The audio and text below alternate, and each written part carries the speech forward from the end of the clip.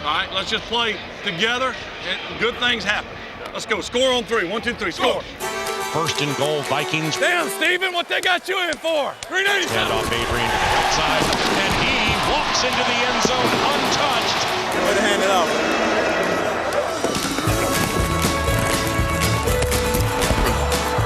I got my guy. You see it? I did. He went down. Hey, double count. Hold your water. Hey, triple count. Hold your water. 397. Touch.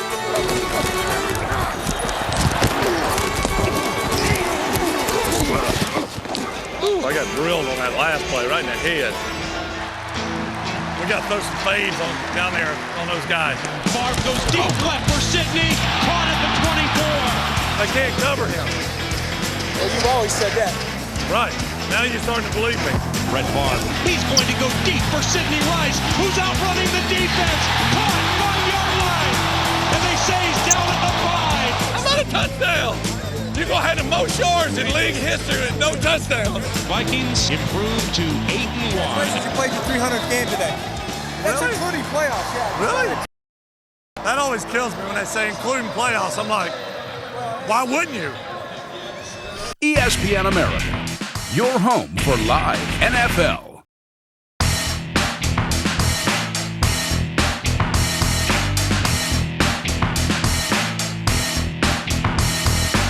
Mark Sanchez, he's there already.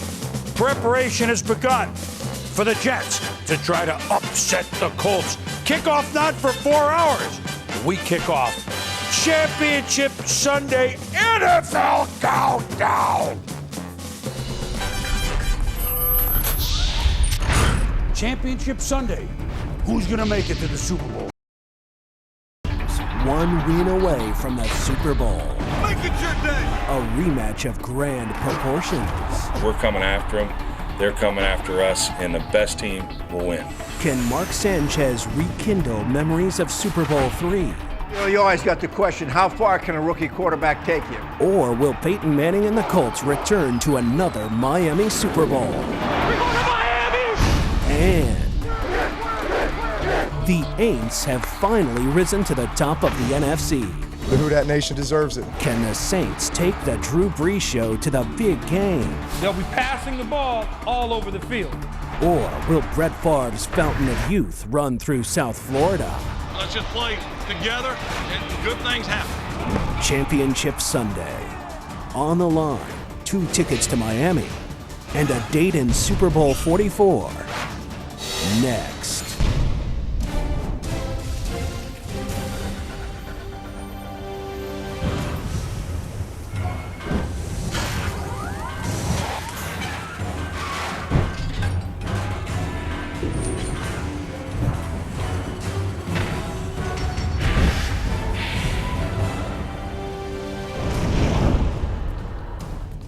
IBM presents Sunday NFL Countdown. And now, here's your host, Chris Berman.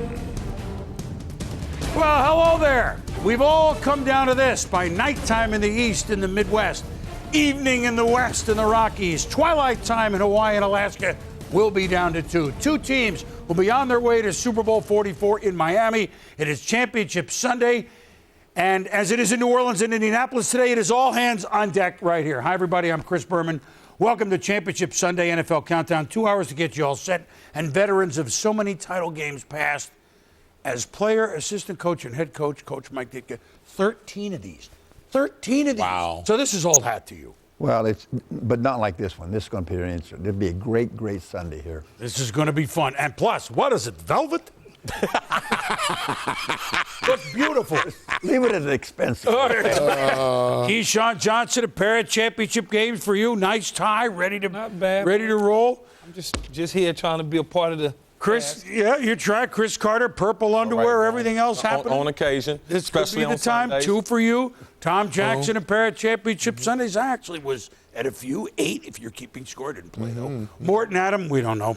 They'll be by shortly. And many a trip to the Superdome and to the Drum. After all, to quote Marv Levy, where would you rather be than right here, right now? Susie Colbert, Sal Palantonio, Rachel Nichols, Ed Werder kick it off.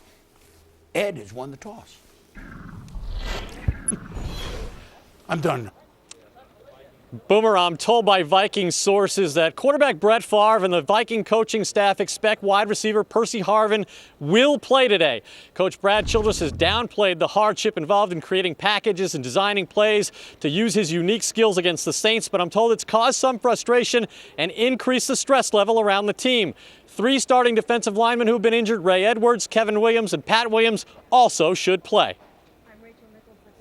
Who are keenly aware of what it means to play this game in this building, which less than 5 years ago was the last point of refuge against Hurricane Katrina. Players are promising to be just as physical and tough as the fans who rebuilt this city. In fact, I'm told in the team meeting, Coach Sean Payton repeated his tactic of handing out baseball bats, although this time, because of the Vikings, the bats were purple. I'm Sal Palantonio with the New York Jets. Mark Sanchez was the first player out on this field just a little bit while ago. He came on the first bus with the trainers. I talked to him and he said that Rex Ryan was very excited in the team meeting. Well, I was told that Ryan was fired up. He told his team that when the Colts pulled their starters back in Week 16, it was the ultimate act of respect. And I'm Susie Colbert. No one would argue that the Colts have the edge and experience when it comes to a game this big. Center Jeff Saturday said the advantage is we're not going to be overwhelmed by the moment. Plus, 7 times this season we were down in the final few minutes of the game and we came back and won. So if we're down or the game is tight, no one's going to get discouraged and think we can't win it. Chris? All right, Suze, thanks to everybody. We'll be back to all of you early and often. All right, there's 8 million stories in the Naked City. Maybe even more, I don't know. But the biggest championship game story, we've got a ton of them. What are you looking at today, Coach? 43 years, the organization, New Orleans Saints, despair, anguish, frustration, almost. And now, the Saints finally go marching into the Super Bowl. The storyline I'm watching is the one with lack of respect. Rex Ryan talked about the lack of respect that the Colts have by not playing the starters. No, that's not the case. It's the lack of respect for an undefeated football team. The Indianapolis Colts did not lose this year. The only loss was to Bill Polian when he sat the starters those last 2 games or forced the starters to sit. So this is an undefeated football team and has not lost all year, Key. As we say, the Cinderella Jets, and in the hood, we say big homie Rex Ryan. Big Rex, you got to take that respect. I think you can do it. The problem that you have is you haven't beat Peyton Manning or Tom Brady when you were the defensive coordinator in Baltimore. Now you have the opportunity to seize that moment. Tom, I think it's time. The storyline is Brett Favre and has been since the season started. You know, when he played the Packers the first time, most televised thing, viewed thing in cable history. Ditto that today for the NFC Championship game if he wins. Ditto it for the Super Bowl. It is a fairy tale, unsellable to any publisher around the country. Tom, what do you mean since the season started? March. There you go. May, he's on a tractor. He's thrown out with the high school team. July, August, picked up at the airport, Coach Childress. Now late January, maybe February. This has been a full year drama. Yes. And you don't the season doesn't start till September. His began in March. That's your story, your biggest one. We are just revving it up on Championship Sunday. We'll be back.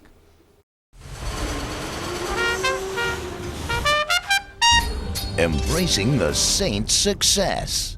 They are probably the best ambassadors of the recovery we've got. How the soul of the city is personified by its football team. And from the moment the new Jets coach opened his mouth, I was looking for our new president. He quickly became the king of the New York tabloids. We go inside the press room to find out why a Rex Ryan press conference is so compelling. And the Colts had their chance to eliminate them. You killed the snake by cutting off the head. But now, the Jets are between Peyton and a second Super Bowl. We're live in Indy to find out if sitting their starters versus the Jets will be the Colts' fatal flaw.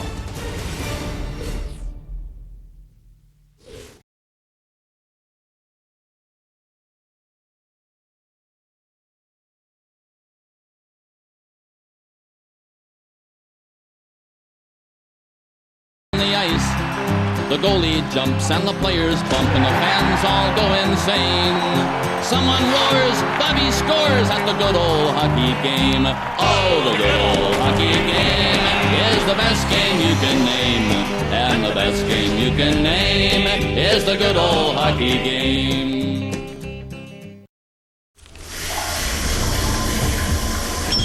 A lot of heat up the middle. Pressure. Back to throw. Under some pressure. One more in trouble now. It comes in countless forms. Release the ball. He's hit and he's Romo play action. Back goes Manning and they've got him. It's carrying a team when you've lost your biggest weapon. It's always a little different when you got some new faces out there and kind of you miss some of the guys who are used to. We got some guys who are have to fill his role. It's still delivering when they considered replacing you.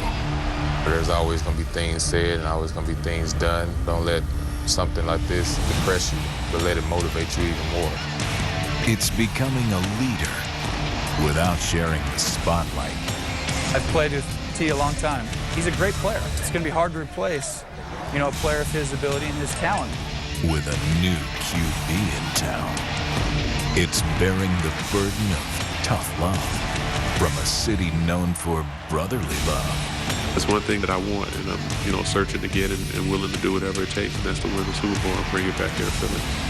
Every game, every quarter, every snap, the stress will mount. Pressure is certain. NFL on ESPN America. Sign up to the ESPN America newsletter and be the first to know all about the best matchups for the month ahead.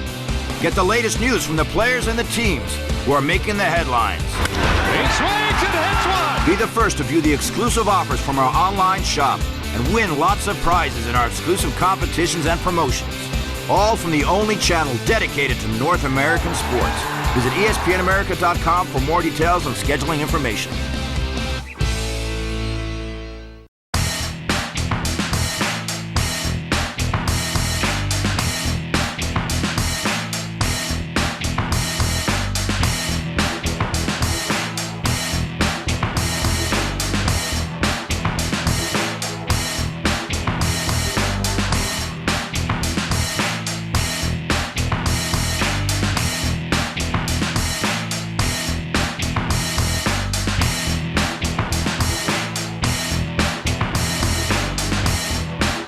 Has almost nothing left to prove. He's won a Super Bowl.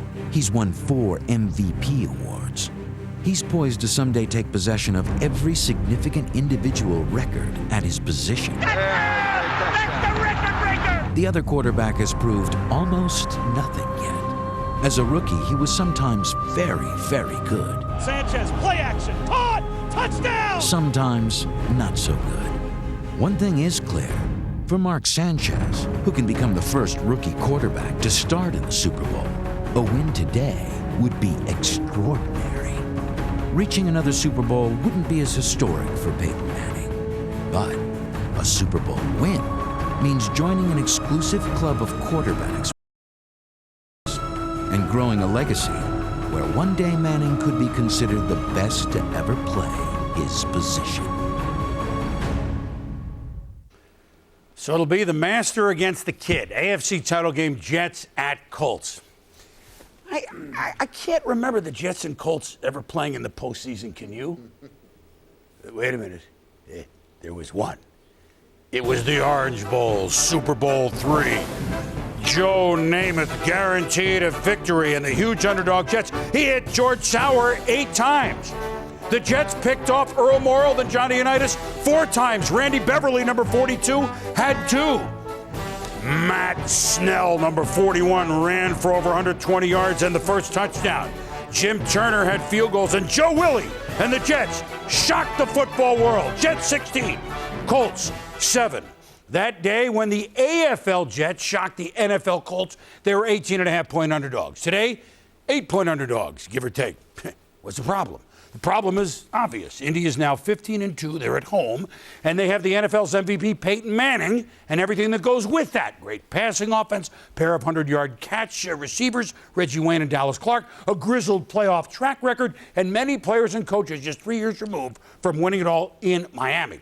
The Colts also looked sharp on defense, stopping the Ravens. You remember last week, 20-3. They were the NFL's last undefeated team. 8 of the last 12 of those made it to the Super Bowl. The Jets. They're the Alfred E. Newmans of this postseason, as in, what me worry. One's 4-6. They've won 7 of 8 with a defense that hasn't allowed over 15 points in that span. They lead the league fewest points allowed, fewest yards allowed, and rushing yards gained. And after upsets of the Bengals 24-14 and one of the biggest Jets wins ever, 17-14 at San Diego, here they are.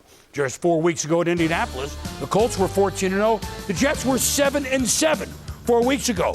Donald Brown from Connecticut bounced in for a touchdown third quarter after the Jets tried to stop them, and the Colts led 15-10. The starters were pulled.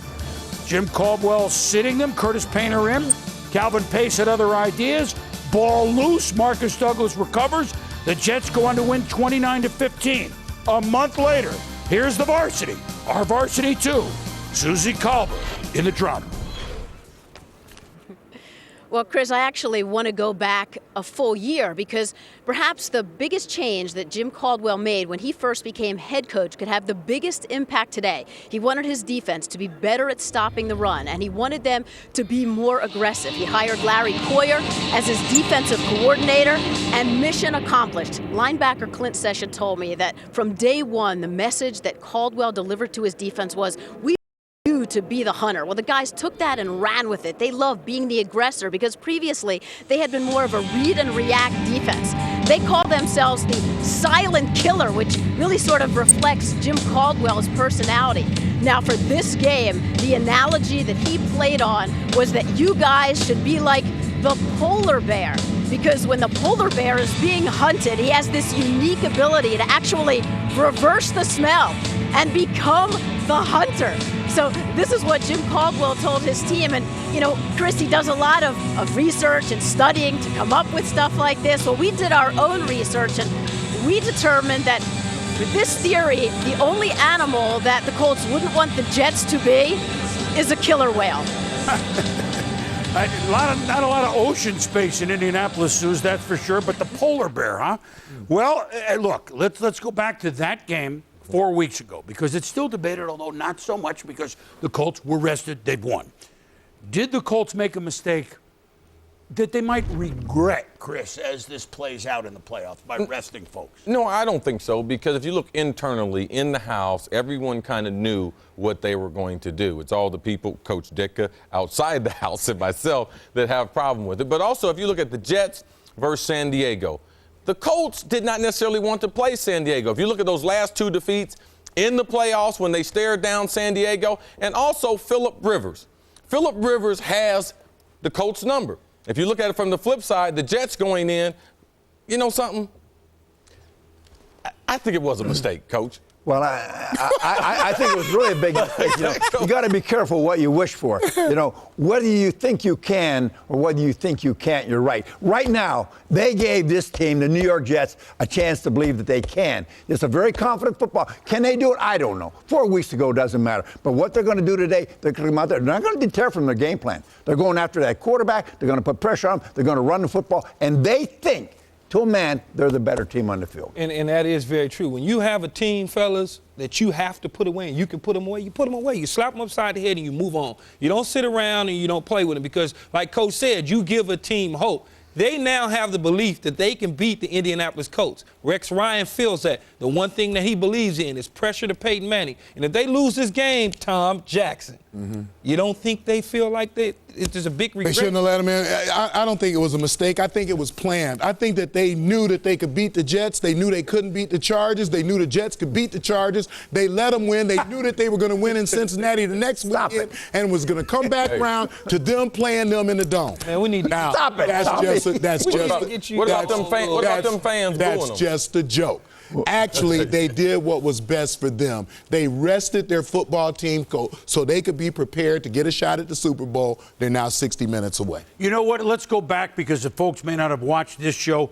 What they did by resting and then not intentionally losing, but they lost, was the decision of we're 15-0, it's snowing, we're falling on our derriere, just getting a Gatorade in Buffalo. Oh, we got to take everyone out. Yes, now we're 15-0, and we blew. I mean, so they took that decision, they unplugged that. Yes. That might have been helpful, all right? But after they beat Baltimore, they're not. Look, if they win the whole thing, they might kick themselves a little. Maybe. Maybe. You know what I say? If.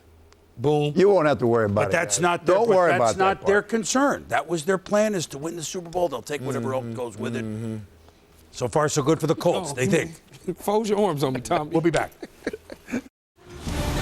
Let's just play together and good things happen. Brett is headed back to the Bayou.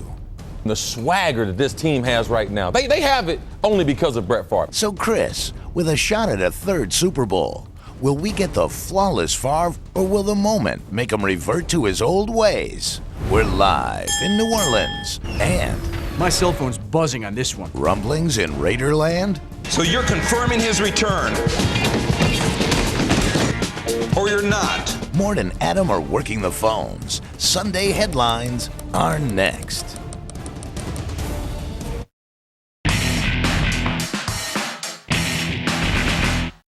NFL playoff football live on ESPN America. And into the end zone. This time it is a touchdown. It's win or go home in our conference playoff doubleheader, kicking off with the Jets Unbelievable.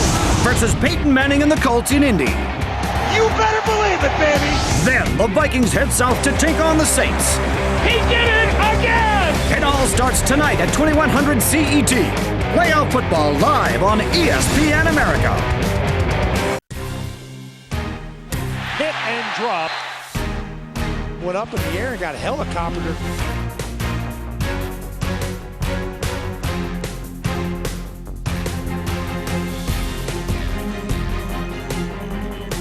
And he goes down.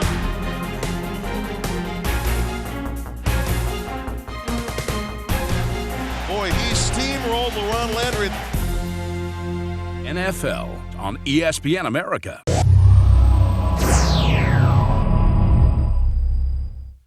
The Cardinals take on the Steelers. Looking for an unprecedented 6th Super Bowl ring, the Steelers played a dominant first half. Picked off James Harrison after. He's running up the sideline, and that's a touchdown from Pittsburgh. The unflappable Cardinals engineered a 4th quarter comeback with Larry Fitzgerald. Fitzgerald, he got it! Fires over the middle of Fitz, caught at the 45-50. Fitzgerald, after a quiet first half, has become a force here in the second half. 2:31 left. Steelers have 2 timeouts. They trail by 3. He scrambles around, throws it back corner of the end zone. Santonio Holmes! I don't know how he did it! Roethlisberger looked to the right, to the left, back to the right, and then threw it into the very corner of the end zone. The confetti's all in the air. This was a great one, and the Steelers prevail. NFL on ESPN America.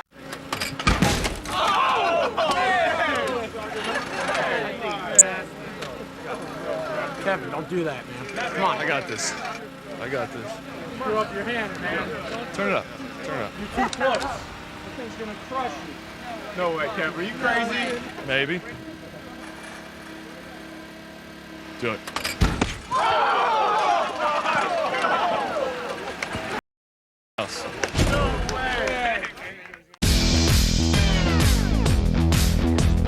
Tony and Mike. Enough said. Pardon the interruption.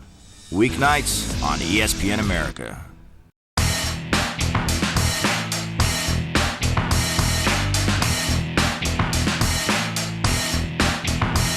Sunday Headlines is brought to you by Bank of America. Bank of Opportunity. The Buffalo Bills have filled their coaching vacancy. Don't ever think you can't fill coaching jobs, even if they're bad. Oakland gets a lot of calls. I understand the challenge that's ahead of us. One playoff win lands Wade Phillips a 2-year extension. I'm excited about being the coach here. It doesn't matter if it's 1 year or 10 years. We want to build on the foundation that we put in place. Vikings legend Fran Tarkenton is not letting winning change his opinion on Brett Favre. I didn't like it then. He's a Green Bay Packer. I don't like it now. Raiders owner Al Davis has decided to keep Tom Cable as his head coach.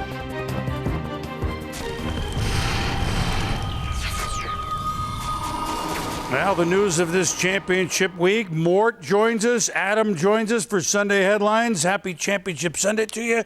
We've circled a few wagons, eh? No, that's right, Swami. Nice record this playoff season, by the way. Thanks very much, Boom. All right, Al Davis is planning to bring back Tom Cable for this coming season. The feeling in that building is that maybe Tom Cable never was in as much danger as people thought. Tom Cable's planning to go to the Senior Bowl this week, which is the ultimate sign that the Raiders are looking ahead to next year. But the real question is not whether Tom Cable will be back anymore, but Jamarcus Russell. Earlier this year, Cable suggested that Jamarcus Russell might not have been the quarterback to get this team to the playoffs. That's the man to watch going forward, Jamarcus Russell and his future in Oakland. And with Wade Phillips being retained as head coach, Jerry Jones is borrowing a page from the Giants playbook when they gave Tom Coughlin a one-year extension after 2006 that left 2 years on his deal. Coughlin Giants won the Super Bowl in 2007, and Jones admits he wants Phillips and staff to coach with urgency, even ambiguity about their future. So rather than extend Phillips by 3 years, as expected, a lopsided loss to the Vikings led to that 2-year extension instead through 2011. But as Jones told ESPN, Phillips was never in jeopardy of being fired. He said, quote, "People thought I had John Gruden and Bill Cowher in my pocket. I don't have any plans or interest to get them in my pocket." Now, on a more serious note, between the time of Bears defensive end Gaines Adams' death last Sunday and his funeral on Friday, the NFL Cardiovascular Committee is discussing whether to subject all players to echocardiograms commencing with the NFL Scouting Combine next month. The NFLPA medical director, Dr. Thomas Mayer, told ESPN that the medical examiner who performed an autopsy on Adams stated that the enlarged heart that led to his death could have been detected by an echocardiogram. But as Mayer delicately points out, it's complicated. Is the fear of legal liability going to influence the doctor? Are cardiologists going to agree on whether a player has an enlarged heart or an athlete's heart? Does that mean he's systematically finished as a football player? More likely, a positive echocardiogram will lead to more sensitive tests. Well, Mike Nolan's bringing his 3-4 defense to Miami, along with intricate knowledge of 2 Broncos restricted free agents, wide receiver Brandon Marshall and linebacker Elvis Dumervil. With Joey Porter and Jason Taylor getting up there in age with not much time left in their careers, you'd have to think that the Dolphins may try to take a flyer on Dumervil during restricted free agency. Keep in mind that Dumervil came out in the same draft as Mario Williams and now has 3.5 more sacks than Mario Williams. Dumervil will be on Mike Nolan and the Miami Dolphins' radar. All right, well, from one Broncos linebacker to another, TJ. Coming up later on Sunday Countdown, it is the chess match to watch. Rex Ryan's D versus Peyton Manning. Actually, it's been pretty lopsided. I'll explain that history later. And speaking of Rex, we have 2 rookie coaches in Indy. I think Rex has an advantage, and I'll tell you why it has something to do with what's not on his resume. It's going to be loud down in that Super D zone, CC. And that crowd is going to be crazy. And I can tell you what Brett Favre will not have in his arsenal. Well, Tommy, you're all about the history lesson. I got one for you. Everybody ranting and raving about your boy, Reggie Bush. Ain't no way you got to worry about history repeating itself. More of that good stuff on Sunday Countdown. Unnecessary celebration.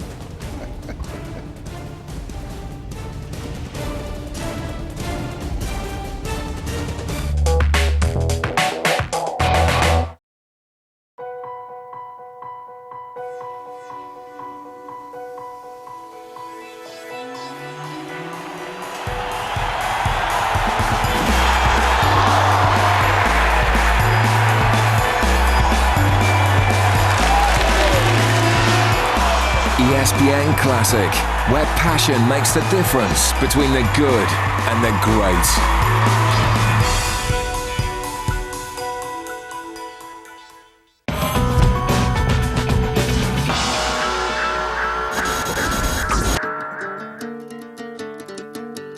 My name is Lilia Stepanova, and I'm a contortionist.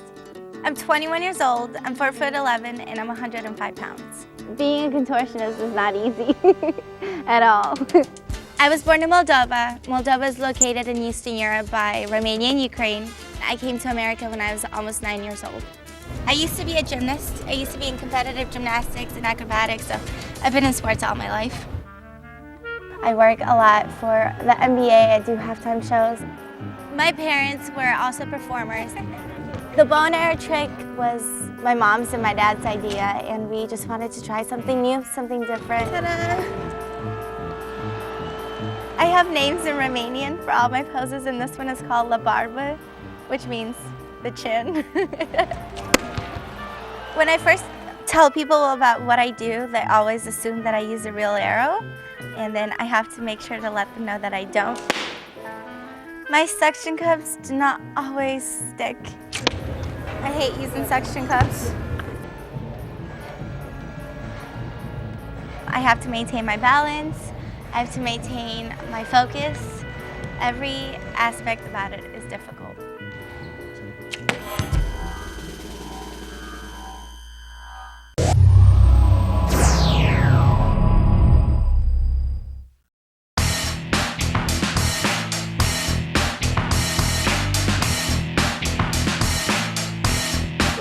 Kerry Collins, G-Man, Ike Hilliard, 46 yards. I mean, the people aren't even in their seats. And Mo Williams, definitely fumbled the football, and the Giants recover. And then this is like the Baltimore-New England game a couple weeks ago. Kerry Collins threw 5 TDs. That's Greg Camello's 14-0 before. Chris Carter could even get on the field. 41 Giants, nothing Vikings. Chris. 9 years later, though, I didn't cut that. They did. 9 years later, the Vikings, though, are back in the NFC title game, trying to do what they have not done since the 70s, win one. They're 0 for their last 4. But once upon a time, when the quiet man from the north, Bud Grant, was at the helm, they were 4-0 in these games. And fittingly, the Hall of Famer expected to be on hand today as Vikings honorary captain. These Vikings today are led by another elder statesman, if you will, Brett Favre. They began 10-1, then stumbled, as you remember, but smacked Dallas 34-3 last week to now stand 13-4. They arrive in New Orleans just a post pattern away from where Favre grew up in Mississippi. But here are the Saints, hosting their first ever title game, hoping for their first ever Super Bowl. The team has been around since 1967. At long last, the big question this season really was, who'd that say they're going to beat them Saints? New Orleans started 13-0, lost their last 3, but like Bayou Voodoo, that problem done gone. With a 45-14 name-your-score shellacking of NFC champ Arizona last week, is today their day.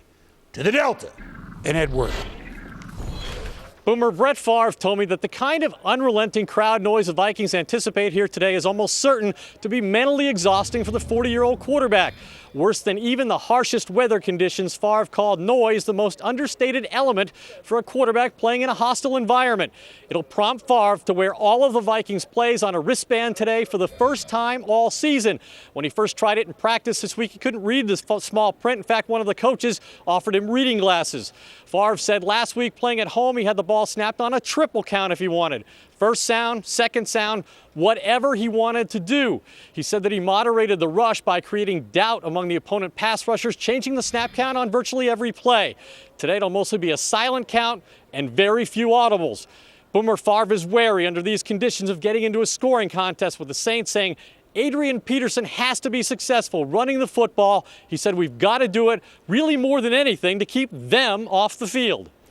Very good, Ed. So Brett Favre reading glasses to look at the wristband. That's interesting. Well, if he throws for 227 yards, he'll surpass Joe Montana. He's got some of the few records Brett doesn't have as most passing yards in the playoffs. They've each played the same number of games. 2 TD passes ties Joe for first place.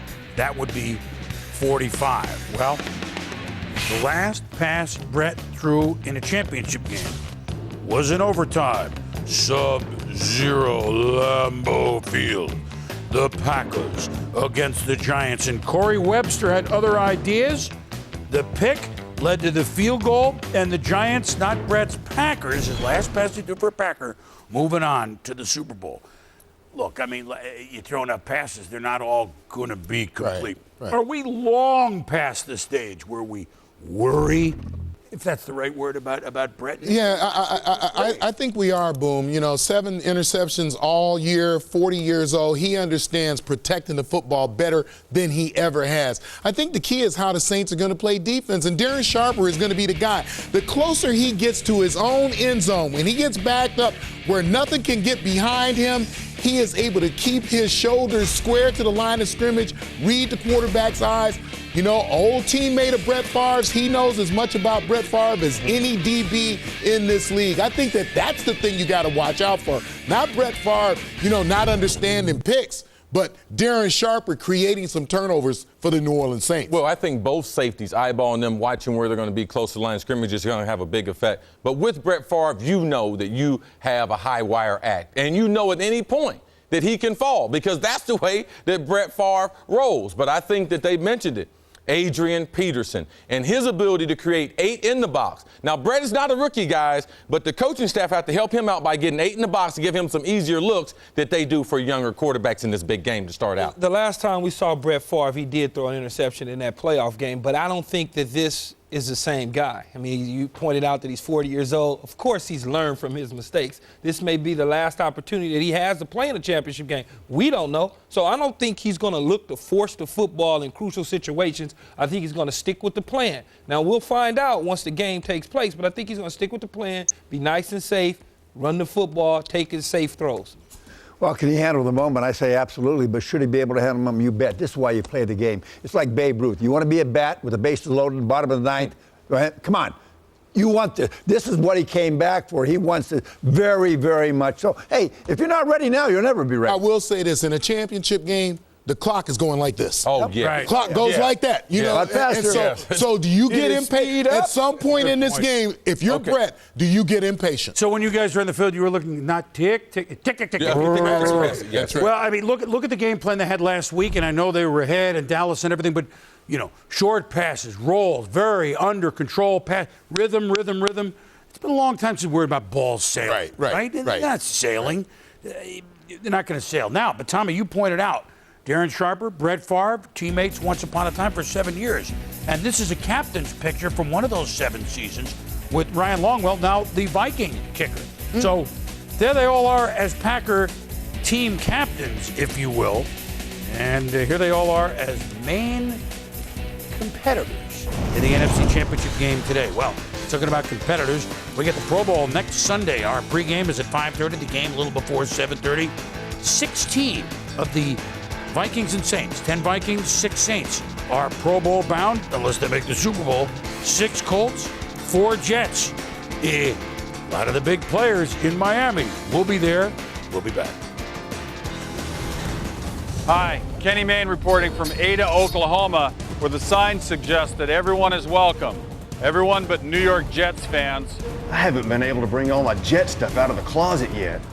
Surprising story coming later on Countdown. And he dominated in the Dome last week. It's Reggie Bush breaking free. Bye-bye birdies. He's in the end zone. Will we see a repeat from Reggie Bush? Or is it Adrian Peterson's turn for a breakout game? Next.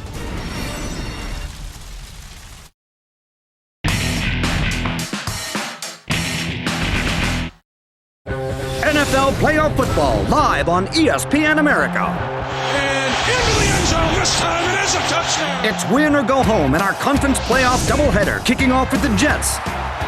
Unbelievable. Versus Peyton Manning and the Colts in Indy. You better believe it, baby. Then the Vikings head south to take on the Saints. He did it again. It all starts tonight at 2100 CET. Playoff football live on ESPN America.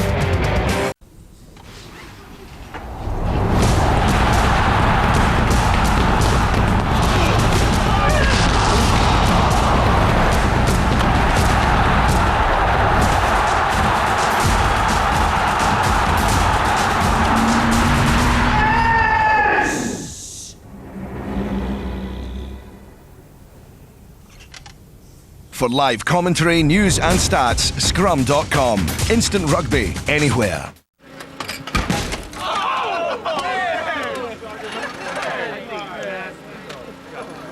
Kevin, don't do that, man. Come on. I got this. Screw up your hand, man. Turn it up. You're too close. That thing's going to crush you. No way, Kevin. Are you crazy? Maybe. Do it. Maybe I'm something else. February on ESPN Classic.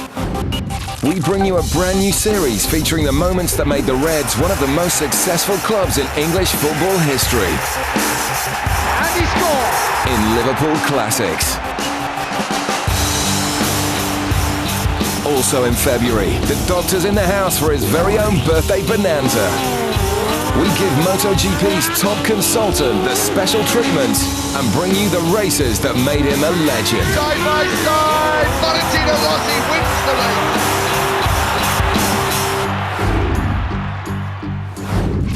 And with Vancouver on everyone's mind, we then take you snowbound with arguably some of the best Winter Olympic moments ever.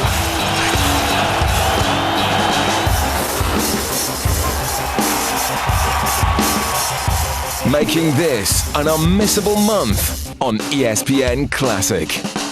Top sports writers pretend to know the world of American sports. Tony Reale attempts to keep them in check. Whose dominance is more impressive? Carl Edwards on the track, me on this show. Mute. Keyword, attempts. Around the Horn, weeknights on ESPN America.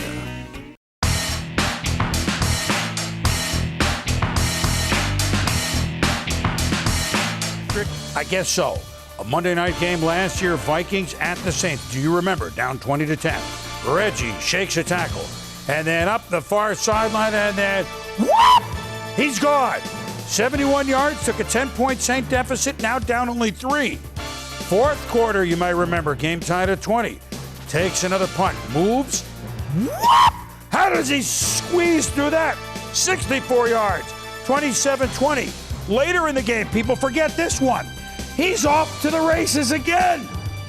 But then it was a move and a slip and a fall. He might have had 3. The Vikings won that game 30-27. Now, last week, against the Cardinals, the NFC defending champs, Bush, running game, swoop with a spin, Cards miss, Bush gone, 46 yards. And then he did on the punt game again. It's going to be 83 yards, joining only Charlie Trippi of the 1947 Chicago Cardinals as in the playoffs someone who ran for a TD and had a punt return for a TD. Merrill Hodge in our IBM Insight Center. How can the Vikings contain Reggie Bush this time? All right, Boom, thank you. Digging and delving all week long, trying to find solutions for teams that might have issues going into the last playoff game of the year. Before we go to the Super Bowl, well, the team we have chose to help is the Minnesota Vikings. How can they contain Reggie Bush? How can they keep him from explosive plays that we saw last week? Well, if you go back to 2006, he is the leader as far as scoring touchdowns of 40 yards or more. Only Fitzgerald and Westbrook have as many. Well, here's an alert from Minnesota. When Reggie Bush is on the field and 3 and 4 wide receivers on the field with him, 83% of his yards last week came from that personnel grouping.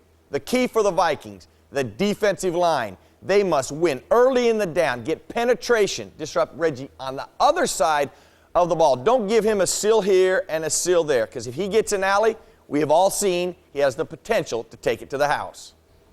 All right, Myrtle, starting as Vince Lombardi, I guess there more than Adam. What, Reggie Bush got a lot going on, huh? Yeah, Boom, there's been a lot of media speculation that the Saints will not want to bring Reggie Bush back for $8 million, the number he's scheduled to make in 2010. However, even though he's restructured his contract in the past, I've been told that he's not going to make a penny less than $8 million, especially when you got a guy like Pete Carroll out there in Seattle with the job. One more, these next 2 games, potential next 2 games, are worth an additional $1 million for Reggie Bush. He's got a $500,000 bonus for winning today's game and a $500,000 bonus for winning the Super Bowl on top of the $300,000 bonus he collected for winning the divisional playoff game. That's an additional $1.3 million for Reggie Bush, Boom.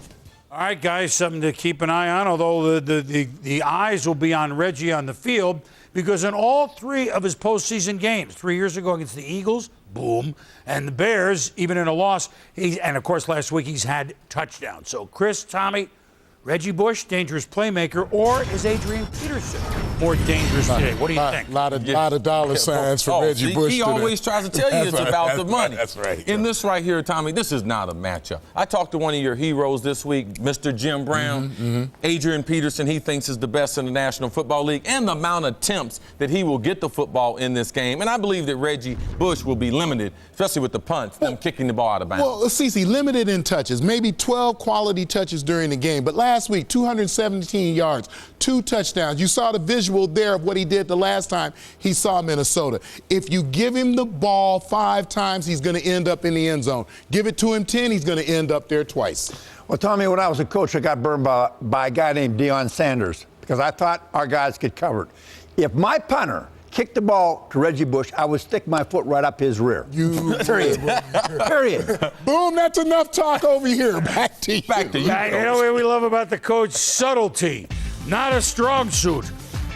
Need the latest on your favorite teams? Countdown Daily, presented by IBM, has your team covered with everyday breaking news, game previews, post-game recaps on ESPN.com. We'll be back on Championship Countdown. Coming up, A heavyweight matchup in the NFC. Let's just play together and good things happen. TJ and the coach break down the Saints and Vikings in our Tale of the Tape. And he's talked the talk. The message to the rest of the league is, hey, the Jets are coming. But does he have the edge over Peyton Manning? We're going inside one of the game's great chess matches. Alert 12 trap. No, alert 14 belly. Rex Ryan's defense versus the Colts MVP. Insight Center is brought to you by IBM. Let's build a smarter planet. Visit ibm.com/smarterplanet. NFL.com. Go to NFL.com for video and expert analysis on the NFL playoffs, Pro Bowl, and Super Bowl 44. Only at NFL.com.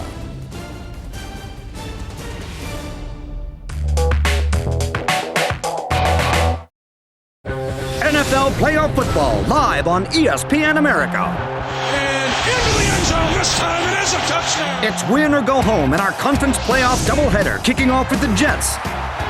Unbelievable. Versus Peyton Manning and the Colts in Indy. You better believe it, baby. Then the Vikings head south to take on the Saints. He did it again. It all starts tonight at 2100 CET. Playoff football live on ESPN America. The Cardinals take on the Steelers. Looking for an unprecedented 6th Super Bowl ring, the Steelers played a dominant first half.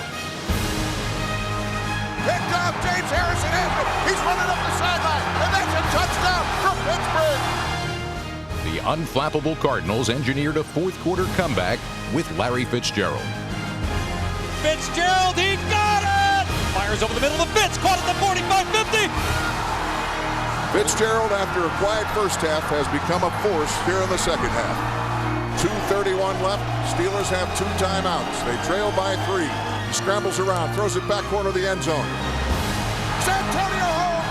I don't know how he did it! Roethlisberger looked to the right, to the left, back to the right, and then threw it into the very corner of the end zone. The confetti's all in the air.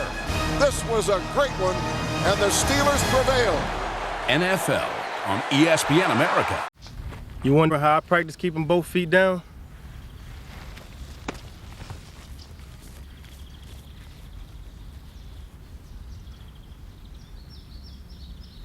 Go.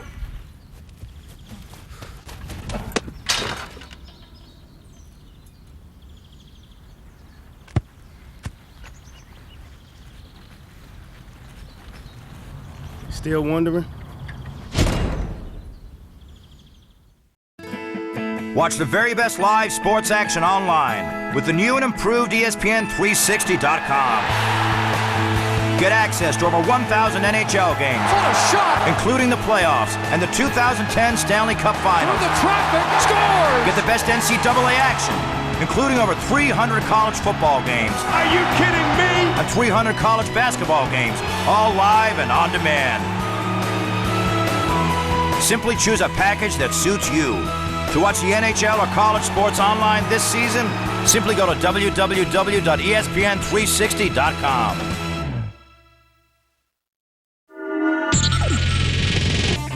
Hi, this is Mike Wilbon from Pardon the Interruption, and you are watching ESPN America, American for Sports. PTI.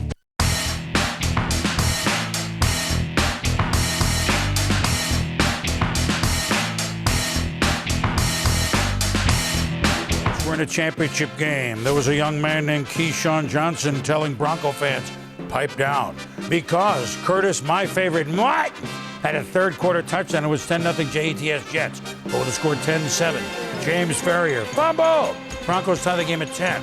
Then up 13-10, here comes Denver. Because TD, Terrell Davis, 31 yards. He had 167 yards rushing. And the Broncos came from behind to go on and beat the upset-minded Jets. Key, 23-10 of the Broncos went on to win another Super Bowl. Now, from then to the young man, and we showed you this at the beginning of the show, Mark Sanchez. Why get stuck in traffic when you can get to the park early? Way ahead of kickoff. Sanchez ready, putting the gear on. Jets played tough D on the road that day. They held John Elway to 13-34. Can they do it on the road against Peyton Manning today?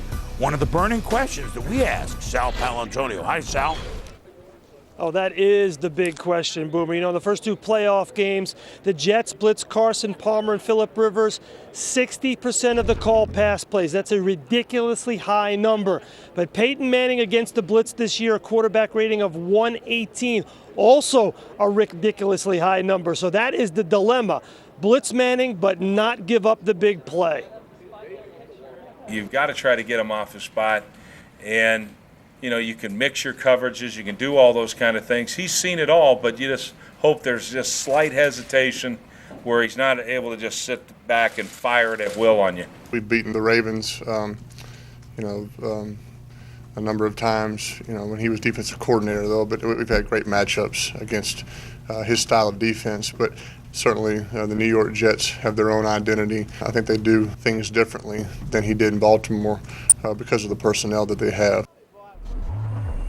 Now, you take away the Week 16 game when Peyton Manning and the starters were pulled at the beginning of the third quarter. Peyton Manning is 4-0 against a Rex Ryan coach defense. But in that Week 16 game, Boomer, Peyton Manning had 192 yards passing, and Kerry Rhodes told me they allowed him to sit back there, just pat the ball and deliver it, and they will blitz more in this football game. But they're going to mix up their coverages.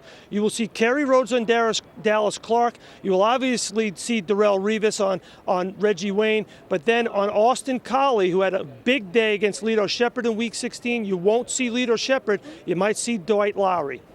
All right, well, we'll see, Sal. Obviously, mix and match is part of the Jet scheme, and you mentioned it. The one here is the loss a month ago, which Peyton started to get the loss attached to, but for all intents and purposes, when Rex has been a defensive coordinator or head coach Jets, Peyton has done very well with 19 passes, only sacked 3 times, et cetera, et cetera, et cetera. The key is the win. So speaking of the key, how does it play out? Which side is engineered to win this battle, Rex Ryan or Peyton Manning, the genius on the field? I think it could be Rex Ryan. If they can do some of the same things that they did in your San Diego Chargers, then I think that, you look at the matchups with Darrelle Revis here at the corner against Vincent Jackson. In the slot, Kerry Rhodes is matched up on Gates. If they can do this against Reggie Wayne and Dallas Clark and put the pressure on the quarterback, Peyton Manning, like Phillip Rivers, if you see Revis right there, a great interception, athletic guy.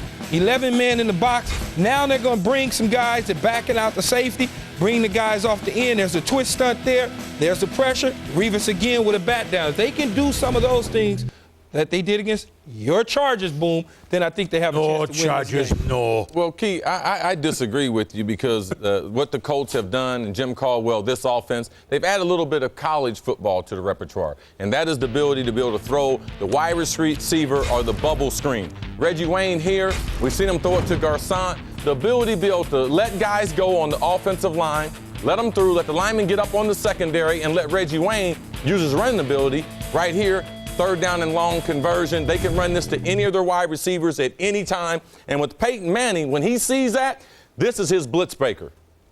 Really great quarterbacks live for the blitz. They live to get the one-on-one opportunities down the field. And we talk about all this pressure that's going to be brought to bear on Peyton Manning. He doesn't get sacked. That's why he's going to be statistically the greatest quarterback to ever play, because he lives to have that opportunity downfield. He has beaten Rex Ryan every time he has seen him, other than pulling those starters in Week 16. So you're starting to change. You like the passing game now? I rest my case. Oh, I like Peyton I've actually watched him get sacked before, but You said he doesn't get sacked. I don't want to go into the history lesson, but yesterday is history. Tomorrow's a mystery. Today is a gift. That's why they call it the president. All they're going to do is call it the president. Come on, guys. Hey, what's going to happen, first of all? The Jets cannot give him the same look. Exactly. Now, you say they're going to, they're going to blitz him some. They're going to bring some people out. They're going to play some zone, play some man. They cannot give him the same look. Now, will it work? Hey, but when they find bring out the today. house, when they bring the house, he'll kill you. He'll kill you if you bring the house. The key is, no, hold on. The key is that he keeps the same package on the field. He doesn't let you change personnel. Yes. He calls his game from the line of scrimmage. He sees what you're going to do, and then he takes advantage. Tommy loves the passing game. And you know what? It's a gift. It's a gift if you're a football fan, right? Absolutely. Because does He's the Peyton best. ever call a He's play the between best. 25 and 10 seconds left? No. He's the best. Do the Jets, they see all the walking around they did against San Diego till about 10 seconds? Not good. No. So first 20 seconds on the play, I mean nothing. 10 to 1 second's going to be great. That's correct. There's going to be more going on in those 9 seconds between. save some of that Pepto-Bismol for him. Yeah. This that you gave me? You gave me some of that Pepto, but I think it's going to be a lot of fun. Can the Colts hit the big passing plays? Ravens actually prevented them from doing it, but that didn't work. Will they have them against the Jets? Will the Colts be engineered to win? Test your football IQ with the GMC Sierra Engineered to Win Challenge at GMC.com NFL and enter for a chance to win a 2010 GMC Sierra. Tom. By the way, in New York this week, Mayor Michael Bloomberg unofficially renamed Manhattan Island Revis Island for 3 or 4 days. Now, I don't know whether they paid the Indians $24 more in trinkets to get the thing, but Manhattan, this is now Revis Island, at least for today. We'll be back. Kenny Mayne reporting from Ada, Oklahoma, where the signs suggest that everyone is welcome. Everyone but New York Jets fans. The surprising story coming later on Countdown. And a marvelous season for the Master. I think the one guy that we can depend on being excellent is number 18. Relive the top 10 moments from another Peyton Manning MVP season. Plus, they represent the soul of the city.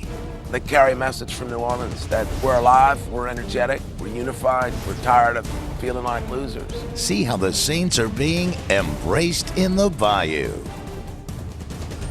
GMC, engineered to win. Brought to you by the GMC Sierra. Go to espn.com and search GMC to take the GMC Sierra Engineered to Win Challenge for a chance to win a GMC Sierra.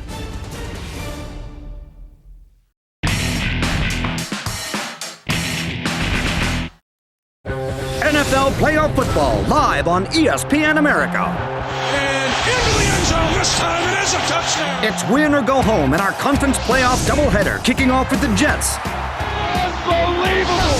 versus Peyton Manning and the Colts in Indy. You better believe it, baby. Then the Vikings head south to take on the Saints.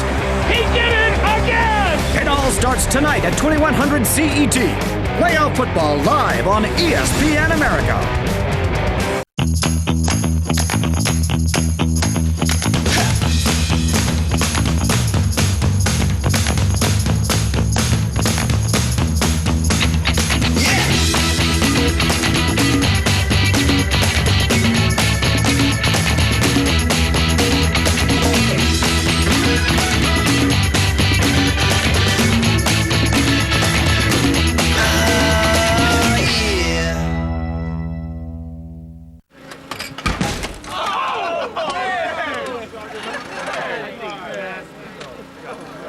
Kevin, don't do that, man. Come on. I got this. I got this. Screw up your hand, man. Turn it up. Turn it up. You're too close. That thing's gonna crush you. No way, Kev. Are you crazy? Maybe.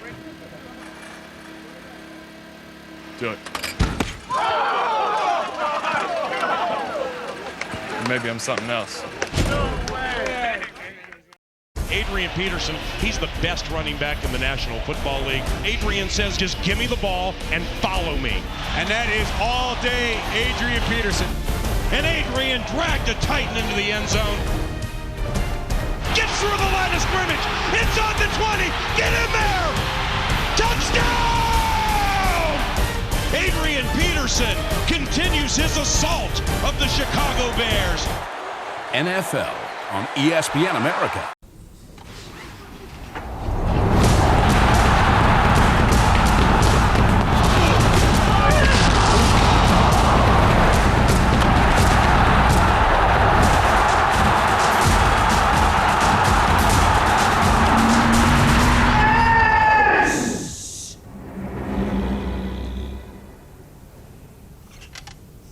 For live commentary, news and stats, scrum.com.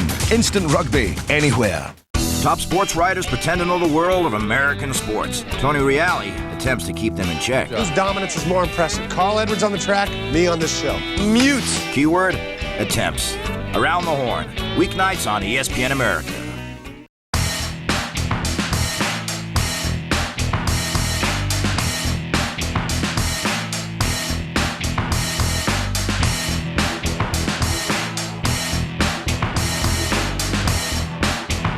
Sunday NFL Countdown, presented by IBM. In the Superdome, AF, after Favre, in other words, after Brett became a pro football player in 1991. You remember 1996.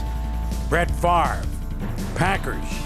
Andre Bad Moon Rising touchdown, 35-21. Desmond Howard was the MVP that Super Bowl. The Packers beat the Patriots. Adam Vinatieri in 2001, one of the great upsets of all time. Field goal good. Patriots upset the Rams, 20-17. Tom Brady, Bill Belichick and company. And then we'll never forget this: the block punt by Steve Gleason, Curtis DeLoach, a fine wine, falls on it in the end zone. John Connie with the extra point. The Saints were home a year after Katrina, and they routed the Falcons 23-3. Some great moments in the Superdome. So many of the NFL teams are embraced by their city, but few, if any, the way the Saints are in New Orleans. When they say, "Who dat?" they mean it. The love affair between the people on the Bayou and its team runs deep. The people see the Saints as a microcosm of their city, where it's been, and more importantly, where it's going. ESPN.com senior writer Wright Thompson has more from the Crescent City.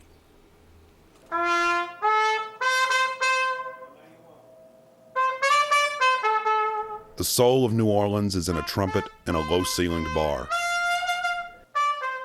It's in the ubiquitous fleur-de-lis, found everywhere from the Saints helmet to the chest of beloved hornman Kermit Ruffins. The Saints is the soul of New Orleans, baby.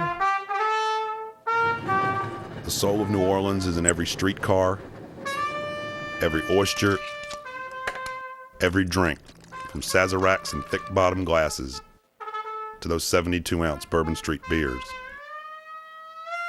It is in Sean Payton and Drew Brees, in Darren Sharper and Reggie Bush. These are strange and beautiful days in New Orleans. The Saints are one win from the Super Bowl, and the love affair between the town and this team is deep, and it is strong, and it is everywhere.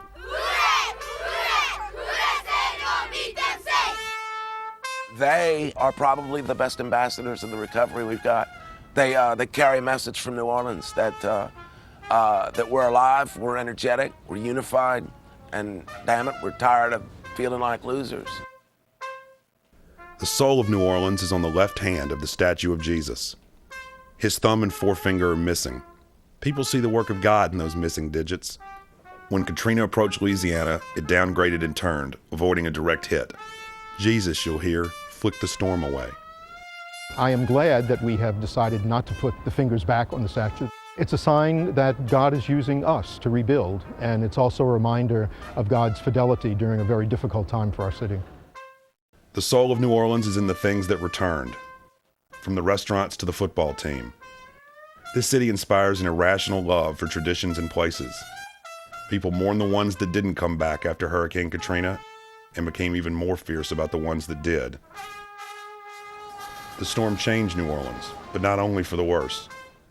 A new generation of leaders, from Breeze to Chef John Besh, are determined to make the new New Orleans the best New Orleans. I don't think New Orleans has a place for people that are lukewarm. I think you're either with us or you're against us.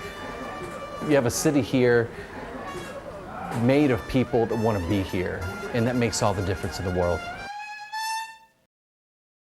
The soul of New Orleans is in its defiant, beating heart. Look at the roster. You'll find cast-offs, undrafted free agents, and late-round flyers. People see themselves as triumphant underdogs, too. They love the Saints, and not because the team provides distraction from their fall, but because the team is a reflection of their rise. Nothing is more misunderstood about post-Katrina New Orleans than this. The Saints are not a symbol of rebuilding, but of what has been rebuilt. When you come to New Orleans, you see a community rebuilding itself. Every person you will encounter talks about it. They talk about the rebuilding of this team and how much hard work we put into our team and also our city. The soul of New Orleans is a Monday night 3 years ago. 13 months after doctors stored dead bodies in a catering freezer, the Superdome reopened. The game began, and less than 2 minutes in, the Saints blocked a punt and recovered for a touchdown. People say they've never heard a stadium sound like that. For 37 seconds, the announcer stayed quiet, the only noise coming from a screaming, frothing crowd. I know that there's a direct, correlation between our success and the belief that our city has in us. I want to win a championship for the city. The soul of New Orleans is in a city reborn, and in a football team and the people who love it. The New Orleans Saints are a game away from the Super Bowl. Yes, these are strange and beautiful days.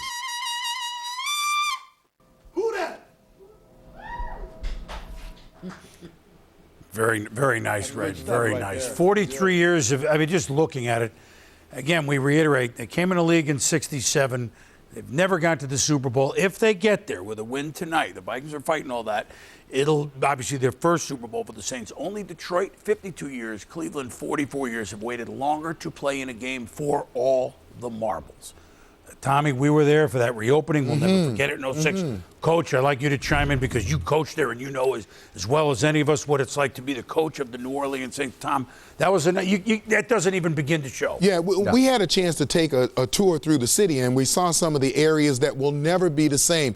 And that really is what ties this team to the fans that love them. And post-Katrina, and all the way back to the Aints and the bags over the head and all the things that city has suffered through, the Saints have a chance to get rid of all of that today. That's the weight that they carry with them, and I think that it will be reflected in the noise that you hear in that dome.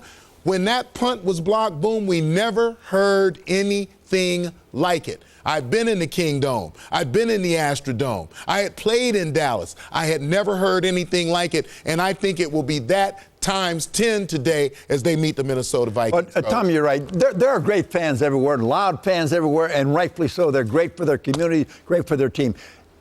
These are, they're down home, old-fashioned, good people. Yeah. These are their boys. I mean, these boys are their boys, and that's the way they look at it. And this football team, right now, they're going to make history. It's going to be the first time ever, but they're moving on down the road, baby. And you know what? Even in this 2009, 2010, the players live among the people. Yeah, absolutely. Yes. You don't live a close community. You live among the people. It's different. It's spiritual, that's for sure. Back to New Orleans now. For the latest, Rachel Nichols has hot boudin, some beignets. I know they're flying already, Rach. Boomer, all week the Saints coaches have tried to drill into players' heads that no Vikings receiver is dead as long as Brett Favre still has the football. They actually had scout team quarterback Mark Brunell hold on to the ball a little longer than usual during some drills so they could practice what they called their plaster coverage, plastering the receivers. Now, as for the Saints offense, they're worried about that Vikings pressure front that pummeled Tony Romo last week. I asked Drew Brees what he can do to avoid the same fate. It's knowing where you can get rid of the ball. And just kind of understand that, hey, they got a great pass rush, and at times, they might be on you, and you got to be able to make good decisions with the ball, whether it be, hey, you take a sack from time to time, or, you just know where you can throw it away, or you know where your checkdowns are. We have to be fundamentally sound in all phases, and especially with protecting Drew, because that's foremost important. This team has, I believe, they're the #1 sack team in the NFL, so obviously that says something, and they're obviously doing something right. Players tell me they got a pep talk last night from none other than Ronnie Lott. Now, this is a guy who cut off his own finger to play, so you guys have an idea where I'm going here about Jeremy Shockey. A team source tells me that the Saints were actually trying to fly in Dr. James Andrews to give Shockey a final workup today. Whether they pull that off or not, Shockey is expected to play as long as he feels okay when he gives that final jog around the stadium this afternoon. All right, Rachel, thank you very much. So Ronnie Lott played in that Superdome once a year. Those Saints were actually a good team, and he was on the Niners, who were a great team. Look, to the issue at hand. The Vikings defense did a marvelous job on Tony Romo last week, shutting him down. Can they do it to Drew Brees? I don't think so. You're looking at a different quarterback. Drew Brees is not Tony Romo. He has better wide receivers, and I think Sean Payton is a better play caller than Jason Garrett. So I don't think that they'll shut him down. They may rattle his cage a little bit, but he has too many weapons. There's too many toys to play with. Well, one thing the Vikings defense they have to do, they have to tackle well. Drew Brees, especially early in the game, he realized the matchup advantage the Vikings defensive front has. He's going to get the ball out quick. The Vikings are going to play a lot of zone, and they have to tackle on contact. Well, you got it. Ball's out. I mean, I'm not even going to spend a lot of time. Ball's out. Ball's out of his hands. Gone. Well, I agree, Tommy. He's too smart, too many weapons, the ball's going to come out. I think the one thing that's going to happen, though, they'll bring pressure off the edge, and that's been the trademark of the Vikings, and they do a great job. But that's not going to bother him. You step up. He throws through windows, and when he's thrown through those windows, he's very effective. Now, what you have to do to him, now whether you can do it, wishing and hoping and thinking about it, talking about it, pressure him up the middle. You see it against the Packers here. But not only are you going to get to him, when you get up, get those hands up. Put those hands up and try to take away some of his window. That's the only chance you got. Do you guys agree that in this day and age, he has the fastest release of anybody in football? I think. Yes. Yeah. Am I right? Yes. Because he has the weapons to get it too quick. Well, I mean, and that's out and anticipatory fast, too, like going in a place on a turn. Minnesota's got their work cut out for them, but they feel that they can get to them against the line. We'll see. Morton, Adam, we always child's play for them. That's why we'll try pieces to the puzzle. Acquiring Brett Favre for the Vikings and the Jets last year kind of obscured some other moves from these teams, didn't it?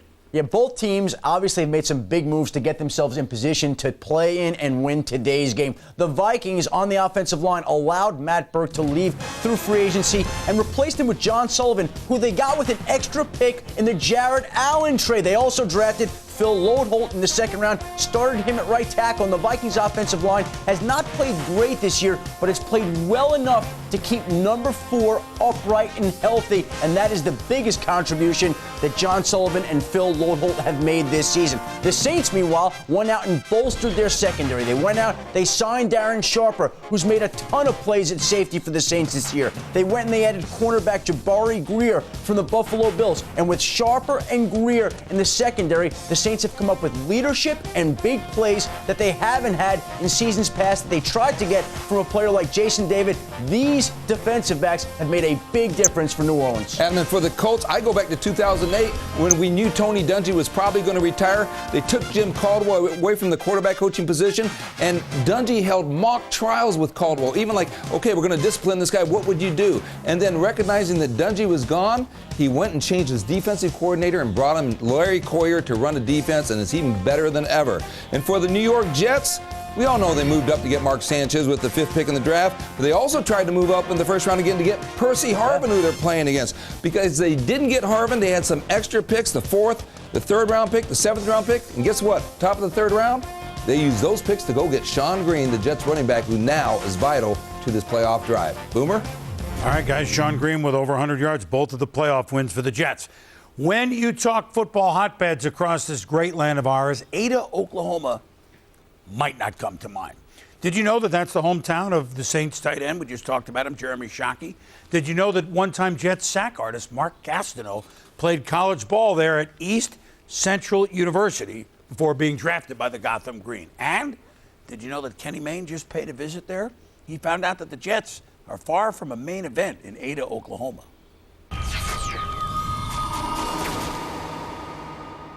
Welcome to Ada, Oklahoma, city of pure spring water and pure hatred for the New York Jets. How do I know this? I looked it up on the internet.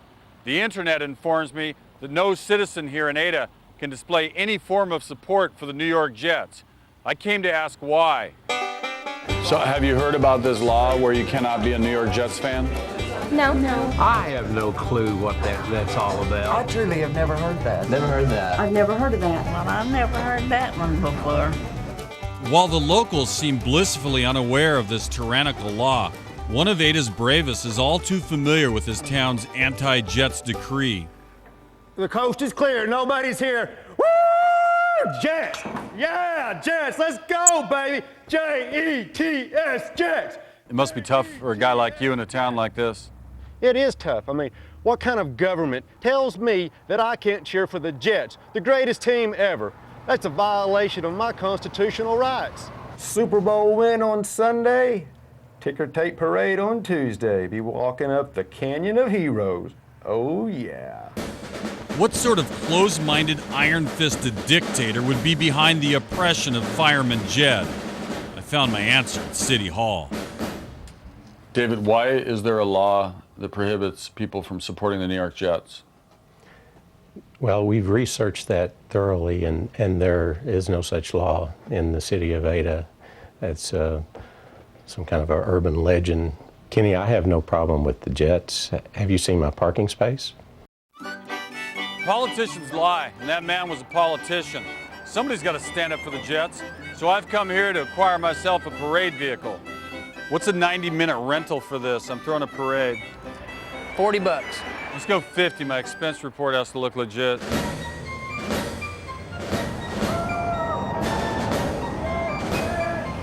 Jets represent! New York Jets! New York Jets! J-E-T-S! New York Jets! New York Jets! Represent! New York! Parade for the Jets! New York Jets! J-E-T-S! New York Jets! The good news is we learned along the way that it's okay to be a Jets fan in Ada. But the bad news is you just can't throw a parade with an electric golf cart here.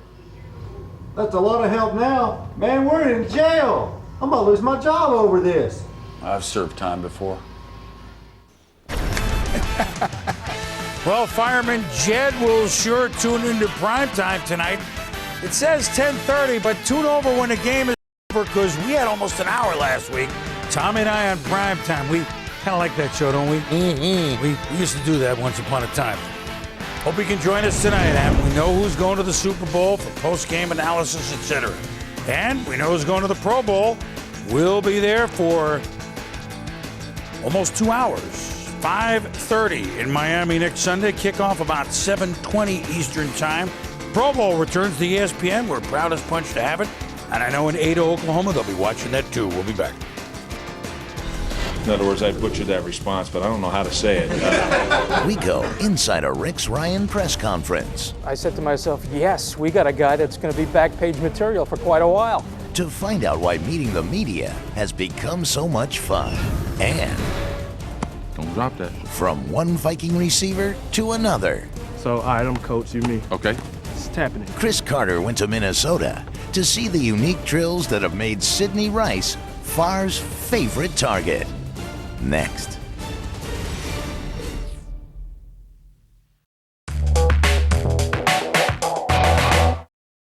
NFL playoff football live on ESPN America. And into the end zone. This time it is a touchdown. It's win or go home in our conference playoff doubleheader, kicking off with the Jets. Unbelievable. Versus Peyton Manning and the Colts in Indy. You better believe it, baby. Then the Vikings head south to take on the Saints. He did it again. It all starts tonight at 2100 CET. Playoff football live on ESPN America.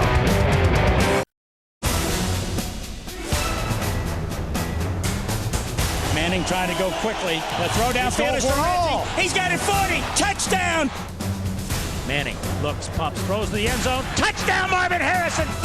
Peyton on first down. They air it out deep, intended for Reggie Wayne. Reggie's got it! That was a perfect throw. Manning takes the snap, sets up, throws downfield, open is a dive. Touchdown, Joseph Adai! NFL on ESPN America.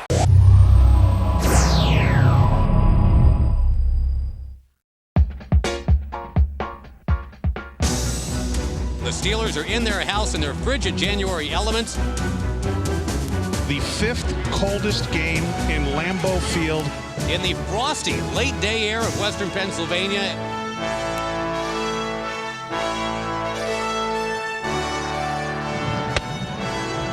Not too many people want to play in this kind of weather, but this is really football season. NFL on ESPN America. For the widest choice of official North American sports merchandise. For the perfect gift to collect or just to look good and support your team, visit espnamerica.com. February on ESPN Classic. we bring you a brand new series featuring the moments that made the Reds one of the most successful clubs in English football history. And he scores! In Liverpool Classics. Also in February, the Doctor's in the house for his very own birthday bonanza. We give MotoGP's top consultant the special treatment and bring you the races that made him a legend. Side by side, Valentino Rossi wins the race.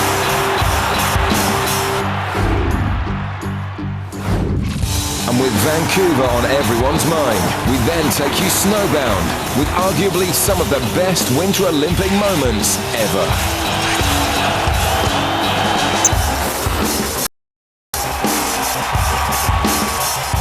Making this an unmissable month on ESPN Classic.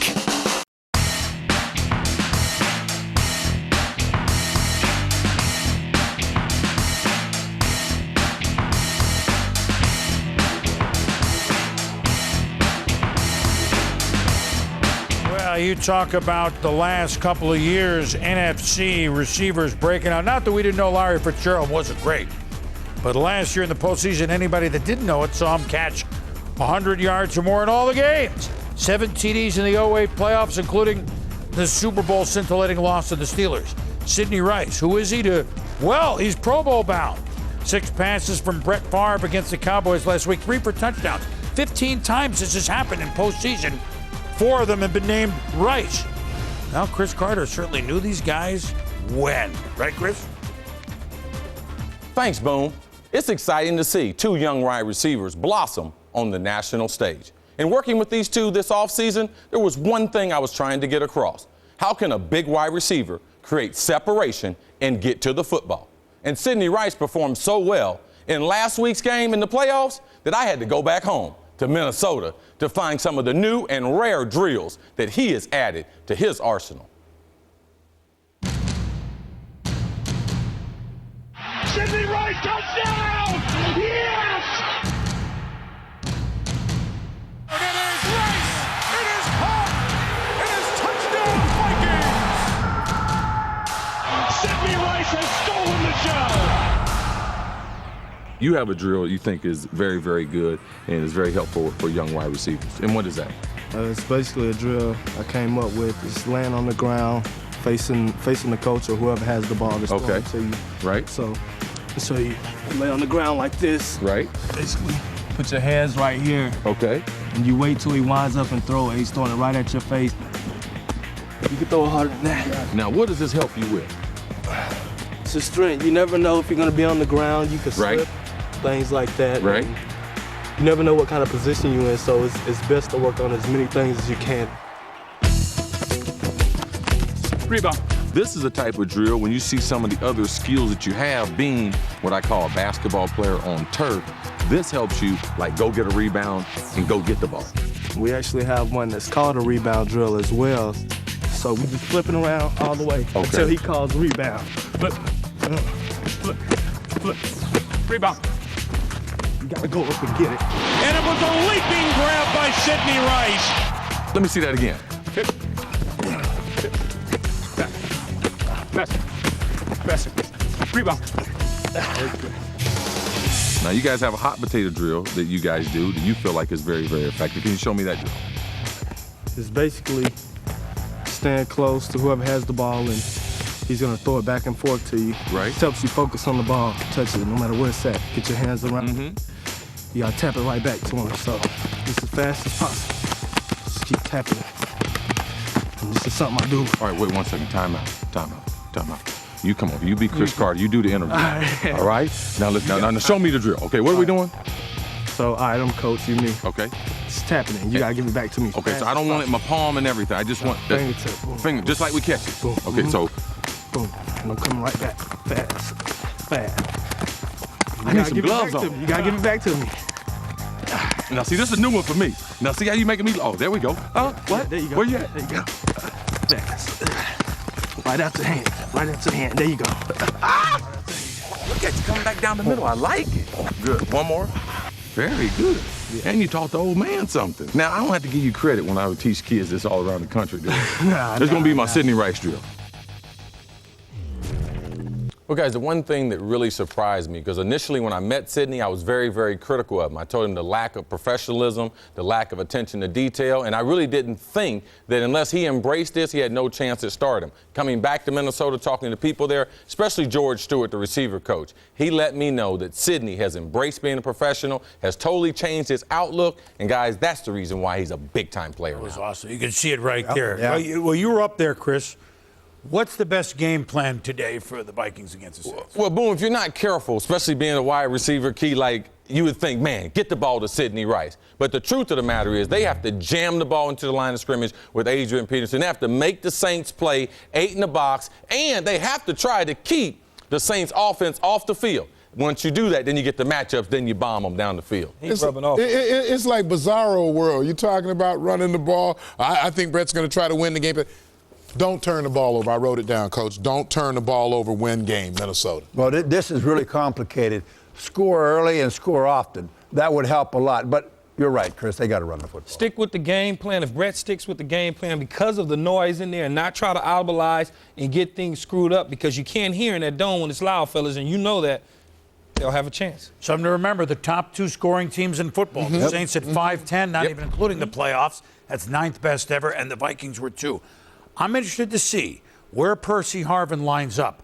I think there's new positions, maybe backfield, maybe slot. We'll see, maybe back to the future. What Reggie Bush did for Saints, maybe Percy Harvin can do this game for Vikings. We'll see. Well, more Jets have arrived. Green shirt, why not, for Braylon Edwards. He's ready to roll. The Jets looking strong. Arriving at Indianapolis. Can they upset the Colts again in a playoff game? College basketball continues. ESPN Big Monday, a pair of historic rivalries, 7 Eastern. The Hoyas of Georgetown head to the Carrier Dome to face Syracuse. Then at 9 Eastern, the border war continues. Missouri against Kansas. Big Monday presented by Bud Light as part of ESPN U Campus Connection on ESPN. We'll be back. With all the cameras and all that, I was looking for our new president back there. He's taken a huge bite out of the Big Apple. I think we'll get to meet him the next couple of years anyways. Go inside a Rex Ryan press conference to see how the Jets coach talks the talk. And another historic season.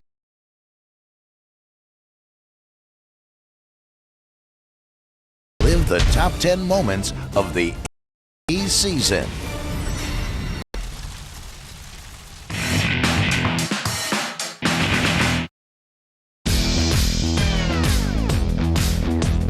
Tony and Mike. Enough said. Pardon the interruption. Weeknights on ESPN America. You don't think I want the best? You better check your record. Jake DeLone throwing left side, completes, got Steve Smith out there, first down, and Smith pulls away. You can try to contain me, but you can't stop me. Near sideline, Smith makes the catch. Steve Smith in a crowd of people makes the catch. Looking long in middle, leaping grab, caught. Did it again. Are you kidding me? My goodness, Steve Smith, what a play. Steve Smith is absolutely incredible. NFL on ESPN America. You wonder how I practice keeping both feet down?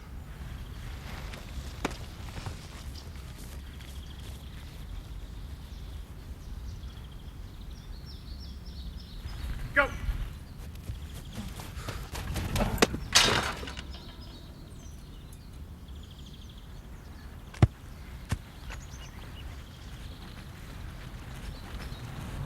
Still wondering?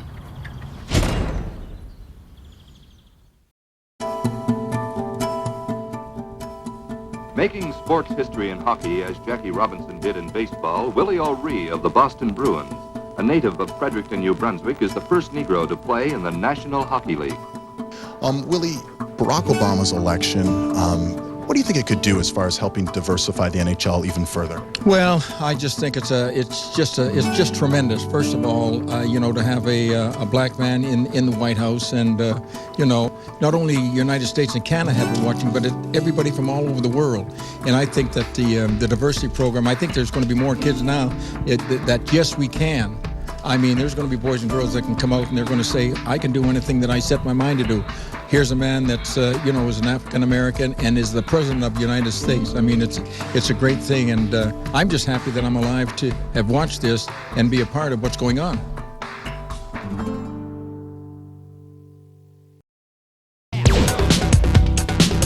For the widest choice of official North American sports merchandise, for the perfect gift to collect or just to look good and support your team, visit espnamerica.com.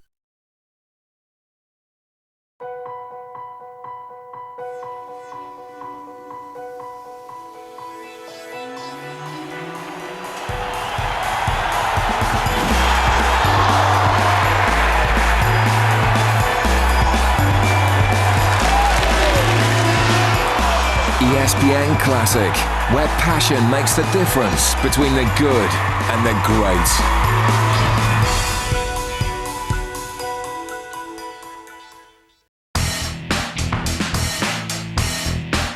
We pick up this first down, we'll be in business. 1:09 remaining. 4th down and under a yard to go. What are you thinking here on 4th down? Well, if we're close enough, we can go for it. If you pick up the first down here, the game's over. We can kick a field goal, though, and no, we got to go. We're just going for it, yep. If the Jets fail to get it, just over a minute will remain for San Diego. Hey, our best against their best, all right? Let's go. You can't pick up a yard. You don't deserve to win. Sanchez gives for Jones, running right. He's got it! First down! That's a football game. That's New York Jet football. The Jets are going to the AFC Championship game. Hey, we already talked about it. We already know what's going to be written, right? 3 home teams.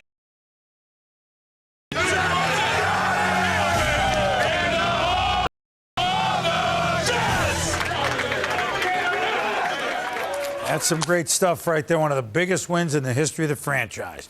The Jets of Rex Ryan are the true outsider here in the championship games. After all, they were 9-7 in the regular season. History tells us of those teams with less than 10 wins in title games, their result 2-11. Of course, number 2 was last year, Arizona, 9-7. It can happen. Rex Ryan is a classic damn the torpedoes coach anyway. From saying, although meaning no disrespect, that upon his hiring that the Jets didn't plan to kiss Bill Belichick's rings, to passing out playoff itineraries that are complete up until February 9th's parade down New York's Canyon of Heroes. Outsiders think he may be cocky, but he says it's all about belief. As ESPN.com's Greg Garber reports, Rex has a madness to his method. It is performance art. There's no question. One second part He's confident, bordering on arrogance. Information. You're expecting something out of it. I don't know who writes this material, but that guy deserves a raise. The clinical term is glossophobia, a fear of public speaking. First off, with all the cameras and all that, I was looking for our new president there. In his introductory press conference, Jets head coach Rex Ryan exhibited 0 symptoms. I think we'll get to meet him the next couple of years anyway, so we'll find out. The first words out of his mouth was about going to the White House and visiting the president. My jaw dropped. Could you bring the real head coach in now? You know, I mean, when are they actually bringing the guy you're hiring in? The Jets are coming, and we're going to give you everything we got, and that's going to be, I think, more than you can handle. At that moment, it almost felt like the Berlin Wall was coming down. The Mangini regime, which was, you know, very secretive, was gone, and it was just a totally different feel. Most of the guys, it's like, you know, they've just been marched in for the, you know, for the dental appointment. You know, it's the root canal. Rex came in, he was a natural. You know, I'm not a fake guy. What you see is what you get. He's Buddy, a little bigger. All right. Got a winner in town. Rex's father, Buddy, coached in the NFL for 26 years. Oh, who the hell are the Cowboys? We beat them every time we play them. He was blunt with the media long before his son vaulted into the New York tabloids.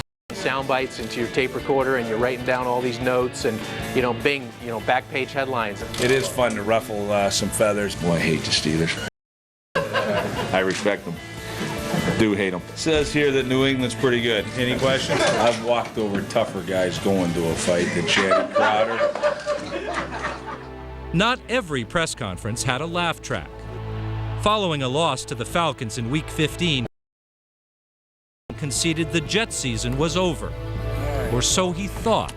This obviously is tough because now the playoffs, and that's unfortunate. But one day later, first off, I was dead wrong. Obviously, in the playoff scenario, you know, we got a chance. We got a chance to make the playoffs, and hey, we're going for it. Rex uses that camera and all the other cameras that are around in that room because he knows his players are watching and they're listening. To me, we should be favorites. I mean, in the whole tournament. You know the way I feel. Bought into what he's selling, and his every word is golden to those guys. I make no apologies for any of those type of things, those statements that I say.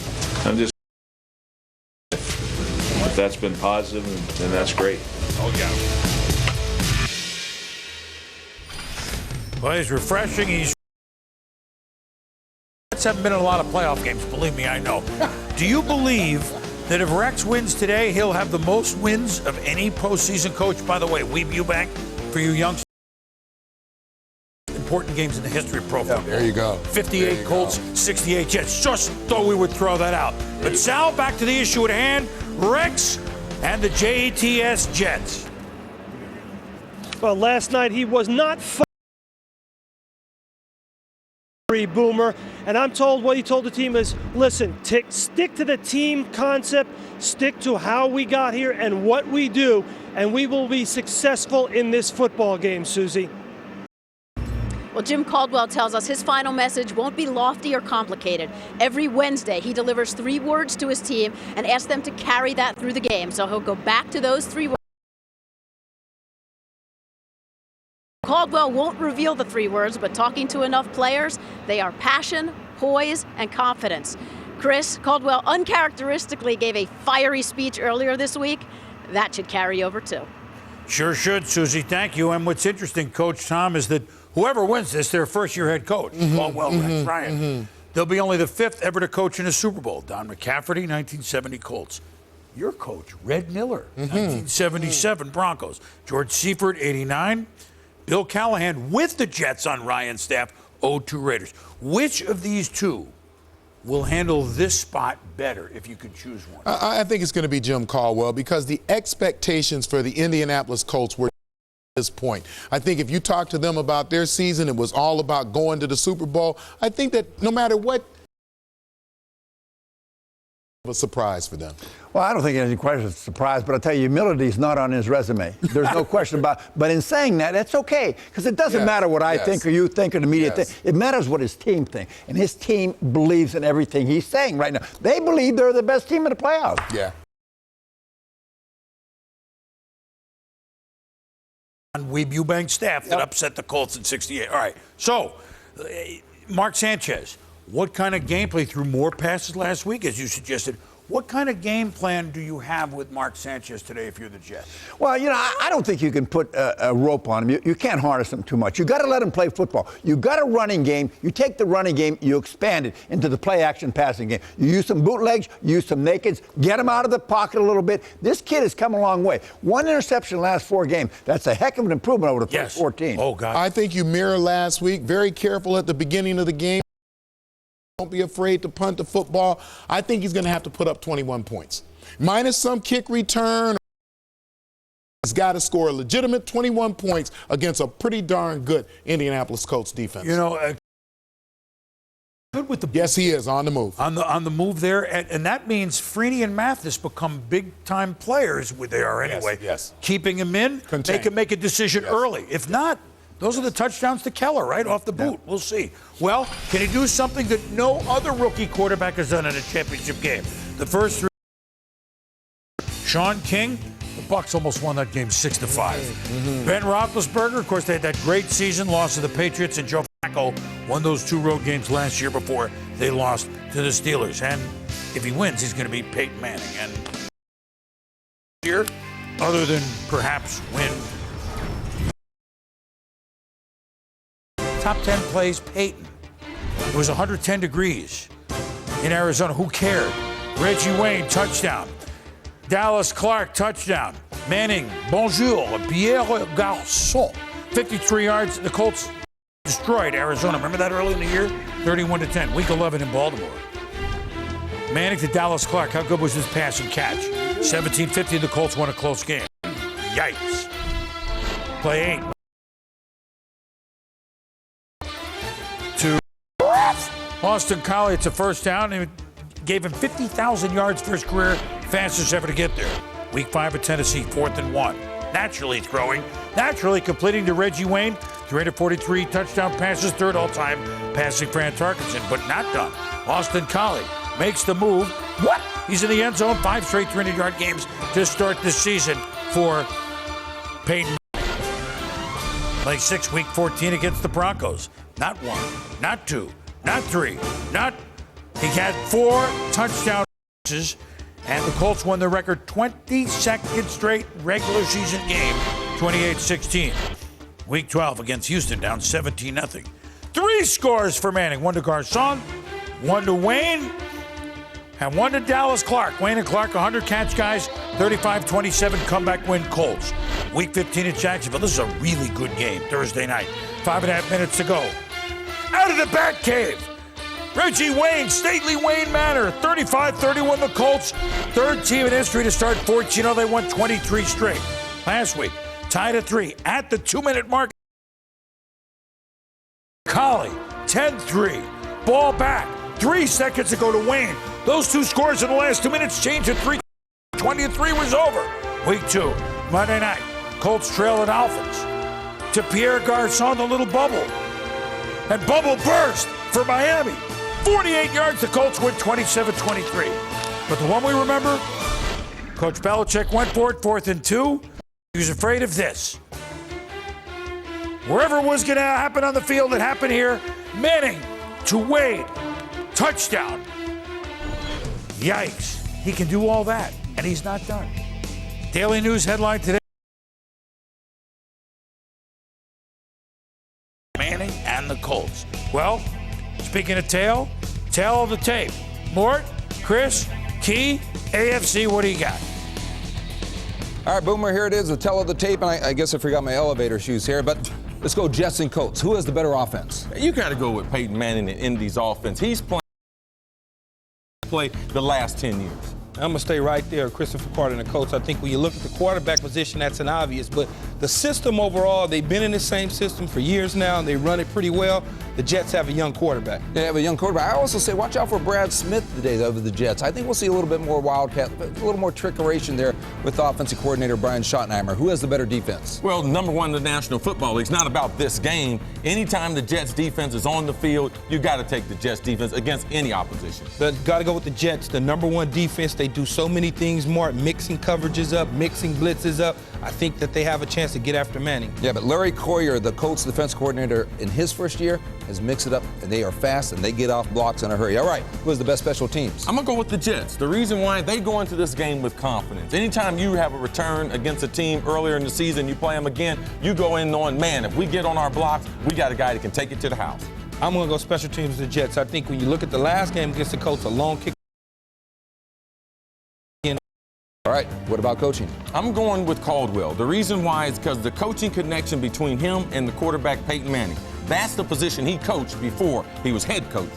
Jim Caldwell. Yes. I'm going with Rex Ryan in the defense. I think in this situation, defense wins championships. I was on a championship team. That defense won that Super Bowl for us. All right, intangibles. Intangible in this game is those 37 plays that Peyton Manning got a sneak look at that Jets defense during the regular season.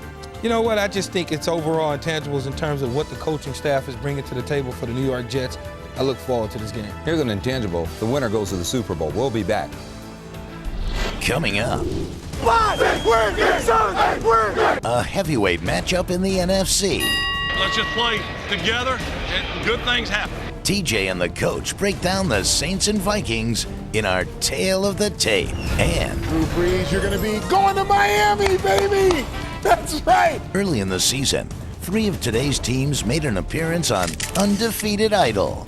Your golden ticket has been punched to the Super Bowl. With the 1 game to play, our guys hand out the tickets to Miami and the Super Bowl.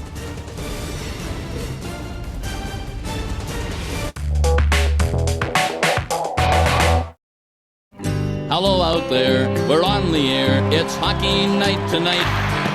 Tension grows, the whistle blows. The fans all go insane. Someone roars, Bobby scores at the good old hockey game. Oh, the good old hockey game is the best game you can name. And the best game you can name is the good old hockey game.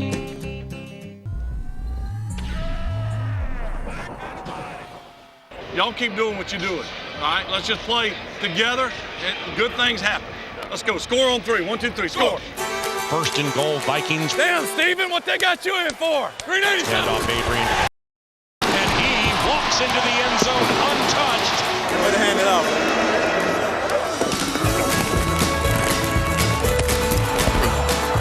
I got my guy. You see it? I did. He went down. Hey, double count. Hold your water. Hey, triple count. Hold your water. 397.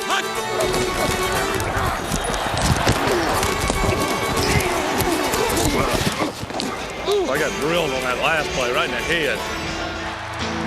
We got to throw some fades down there on those guys. Favre goes left for Sidney. Caught at the 24. They can't cover him. You've always said that. Right. Now you're starting to believe me. Brett Favre. He's going to go deep for Sidney Rice, who's outrunning the line. How about a touchdown? You're going to have the most yards in league history with no touchdowns. Vikings improve to 8-1. You played your 300th game today. That's Really? including playoffs, yeah. Really? I tell you that. That always kills me when they say including playoffs. I'm like, why wouldn't you?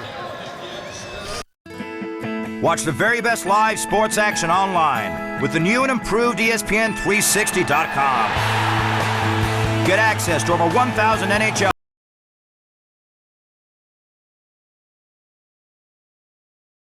Get the best NCAA, including over 300 college basketball games, all live and on demand. Simply choose a package that suits you. To watch the NHL or college sports online this season, espn360.com.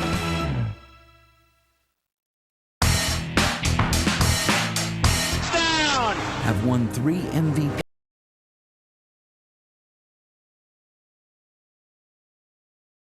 For Breeze that he's won.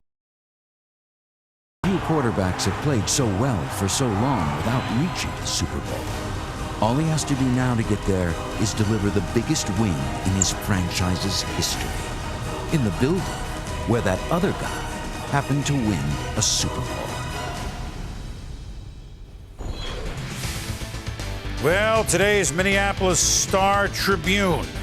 Favre and Breeze, with them playing the top 2 ranked offenses in football. Don't blink. That'll be right. Ed Werder never blinks. Brett Favre. Hey, Ed, you started the season chasing him down on his tractor and nearby a high school football field only 60 miles away from New Orleans, didn't you? Brett Favre knows something about a team perceived to have an insurmountable home field advantage, as the Saints do today, and still losing the NFC Championship game. It happened to him 2 years ago against the Giants in Green Bay, despite one of the coldest days in NFL history. While he told me he did not make that point in front of the whole team, in a formal speech, Favre has communicated that to some of his teammates and encouraged them to share it with others. Ed, if Drew Brees wins this game, he may have DeMarcus Ware to thank. Brees says that in the Saints' Week 15 loss to Dallas, he was simply unprepared for the personnel and the ferocity of the Cowboys' pass rush. But that experience taught him what he needed to clean up to face this Vikings defense.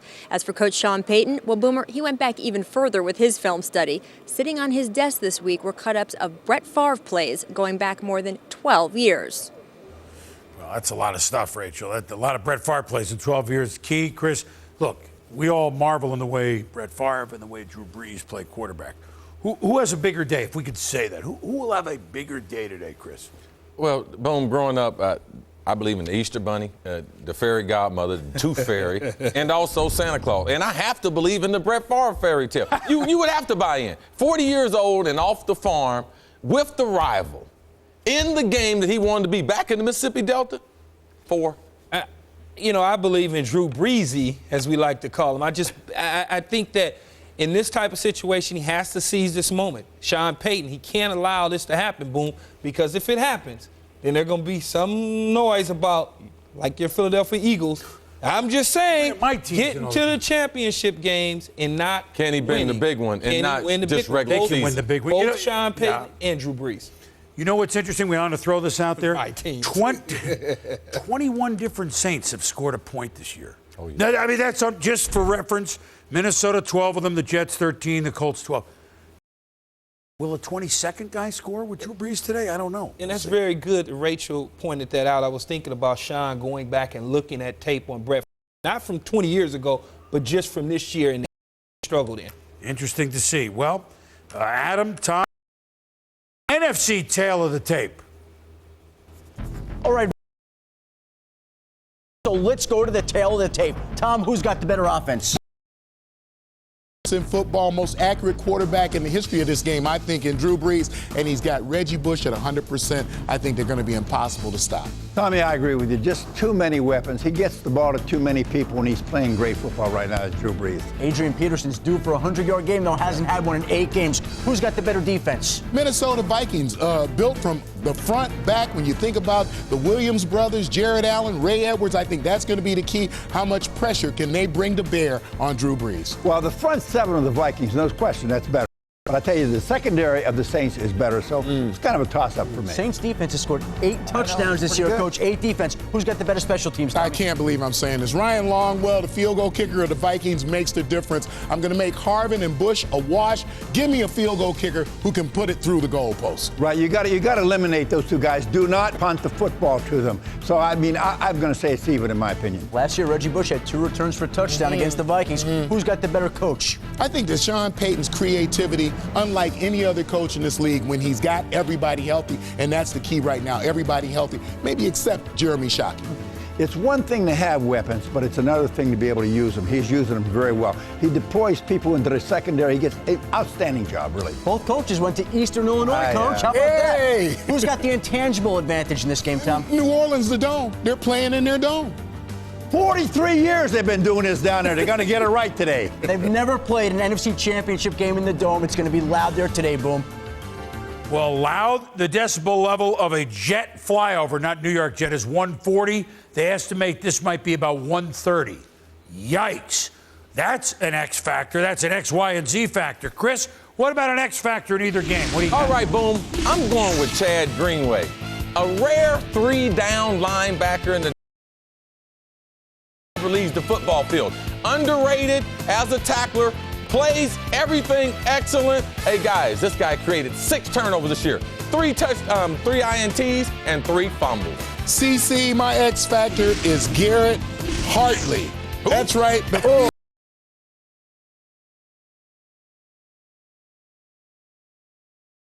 The field goal kicker is. This is the one guy that there's questions marks about going into this championship game. My X factor is the other corner for the New York Jets, Dwight Lowry. If he can step up to the plate and hit a big home run by shutting down the other receivers, Revis will take care of his responsibility on Reggie Wayne. We need him, Dwight Lowry, to step up and take care of the coach, TJ. Well, Key, I'm going to go with the running back from the New York Jets, Sean Green. They got the hammer and they got the nail. He is the nail. He's the guy that's going to make that big play. Average for the season, 5 yards per carry. He averaged 6 yards a carry last. Guys got to come up big in this football game and get a big run for them.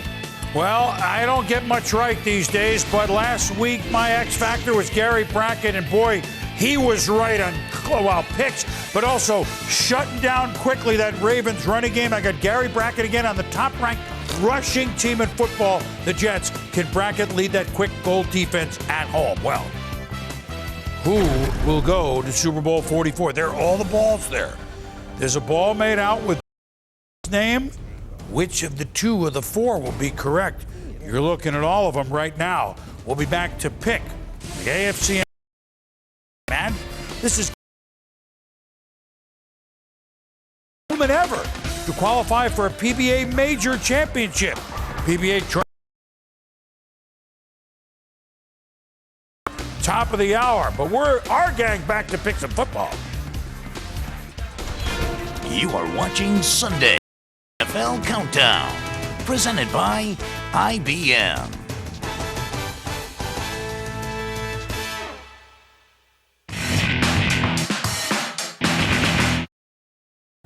NFL Playoff Football live on ESPN America. And into the end zone. This time it is a touchdown. It's win or go home in our conference playoff doubleheader, kicking off with the Jets. Unbelievable. Versus Peyton Manning and the Colts in Indy. You better believe it, baby. Then the Vikings head south to take on the Saints. He did it again. It all starts tonight at 2100 CET. Playoff football live on ESPN America. For the widest choice of official for the perfect gift to collect or just to look good and support your team, visit espnamerica.com.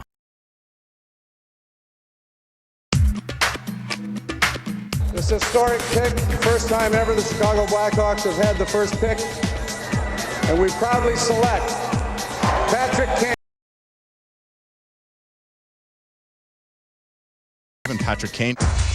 You're watching the future of the Chicago Blackhawks. How do you explain when you were a teenager being able to have the impact in the NHL as quickly as you've had? Quick rebound, they score! Pat Kane! You know, one of those things coming in, I think you come right out. You're playing against so many players that you're just trying to prove yourself every day. Patrick Kane is mesmerizing when he handles that puck. You know, for me, it was kind of lucky, obviously. You know, I was put in a good situation, drafted pretty high to a team that probably well the year before, and you know, it seems like hockey's back in Chicago now, so pretty exciting. A standing ovation here at the United Center for Patrick Kane.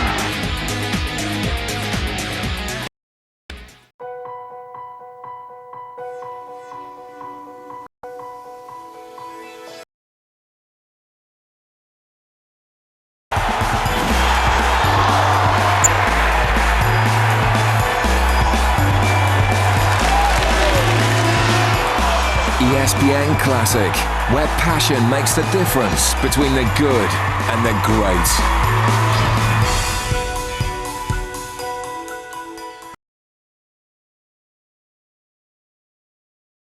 Again, shot saved, turnaround shot by Noonan, saved, rebound, score!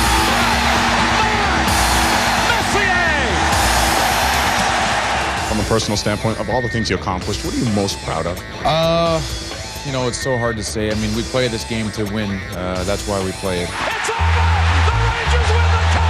The Rangers! They've done it! We play to win the championship, the Stanley Cup, and I was fortunate enough to be on teams that won 6 of them. SCA did this a lot with the Edmonton Oilers. Get the teammates over. And I can fondly recall all of those very... Start one parade now that every kid that ever played a hockey game would like to join. And there's not even a band, Bob. And Messier will pass that cup to the teammate. That's what the game's all about, and I was fortunate to be able to do it a few times. This was so special, so wonderful. Well, Messier, well, he just was a moment to cherish.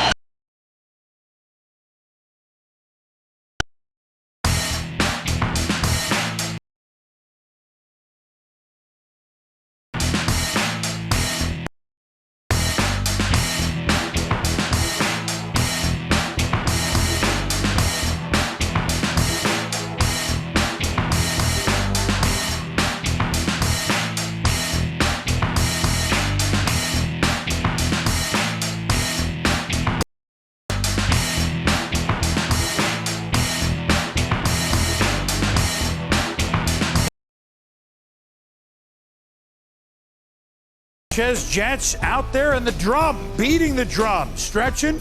Haven't seen a cold. Like the road. Enjoying the picks. At least I got a couple. You have fun on me and Keith. Look at that 3 and 5 right there, boom. Well, there it is. Here's our pick. Now, here's what we got to see. Here are the footballs. Will it be the Saints and the Jets? Will it be? Saints never been. The Jets haven't been to a Super Bowl. Peyton Manning, wouldn't that be something to see? Will it be?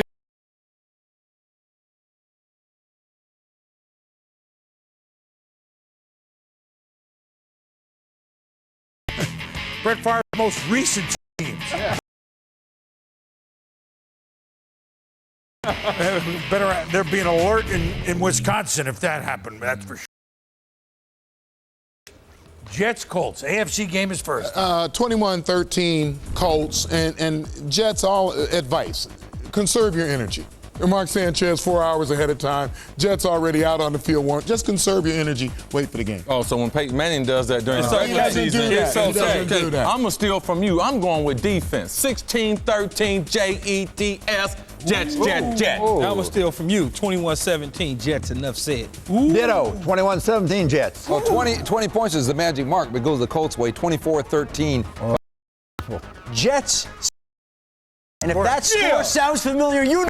Of course, I do know, but look, forgive me if sin. I remember my brother, with the only title game they ever won, I was there. And I've been picking against them. Jet fans, here's a gift. I'm going to stay away still. Okay. 23-13, the Colts. Vikings, Saints. That might be a good game. 35-1 Saints. I think the Dome is too much for them. You guys know my resume. All right, 27-24, purple. 35-28 Saints all day long. Too much firepower in the D zone. Not as high as you think. 24-21 Saints. Wrong, Coach. 38-30 Saints. Wrong. 28-24 Vikings and Adrian Peterson. Ooh. The Vikings were Bills before the Bills. They want to get to the Super Bowl in a Saints story as well. Don't do it. I'm on. Doing what I got right. Vikings 34-31. What a great game this means, Saints. Prime time tonight. Congratulations to the Saints. Swan picked the Vikes. Oh, yeah. Enjoy the games. Talking about it. Afterwards at Pro Bowl next Sunday. Key. Do it, Key. Sing in New Orleans, baby. Oh, we're coming. We're coming, Bo.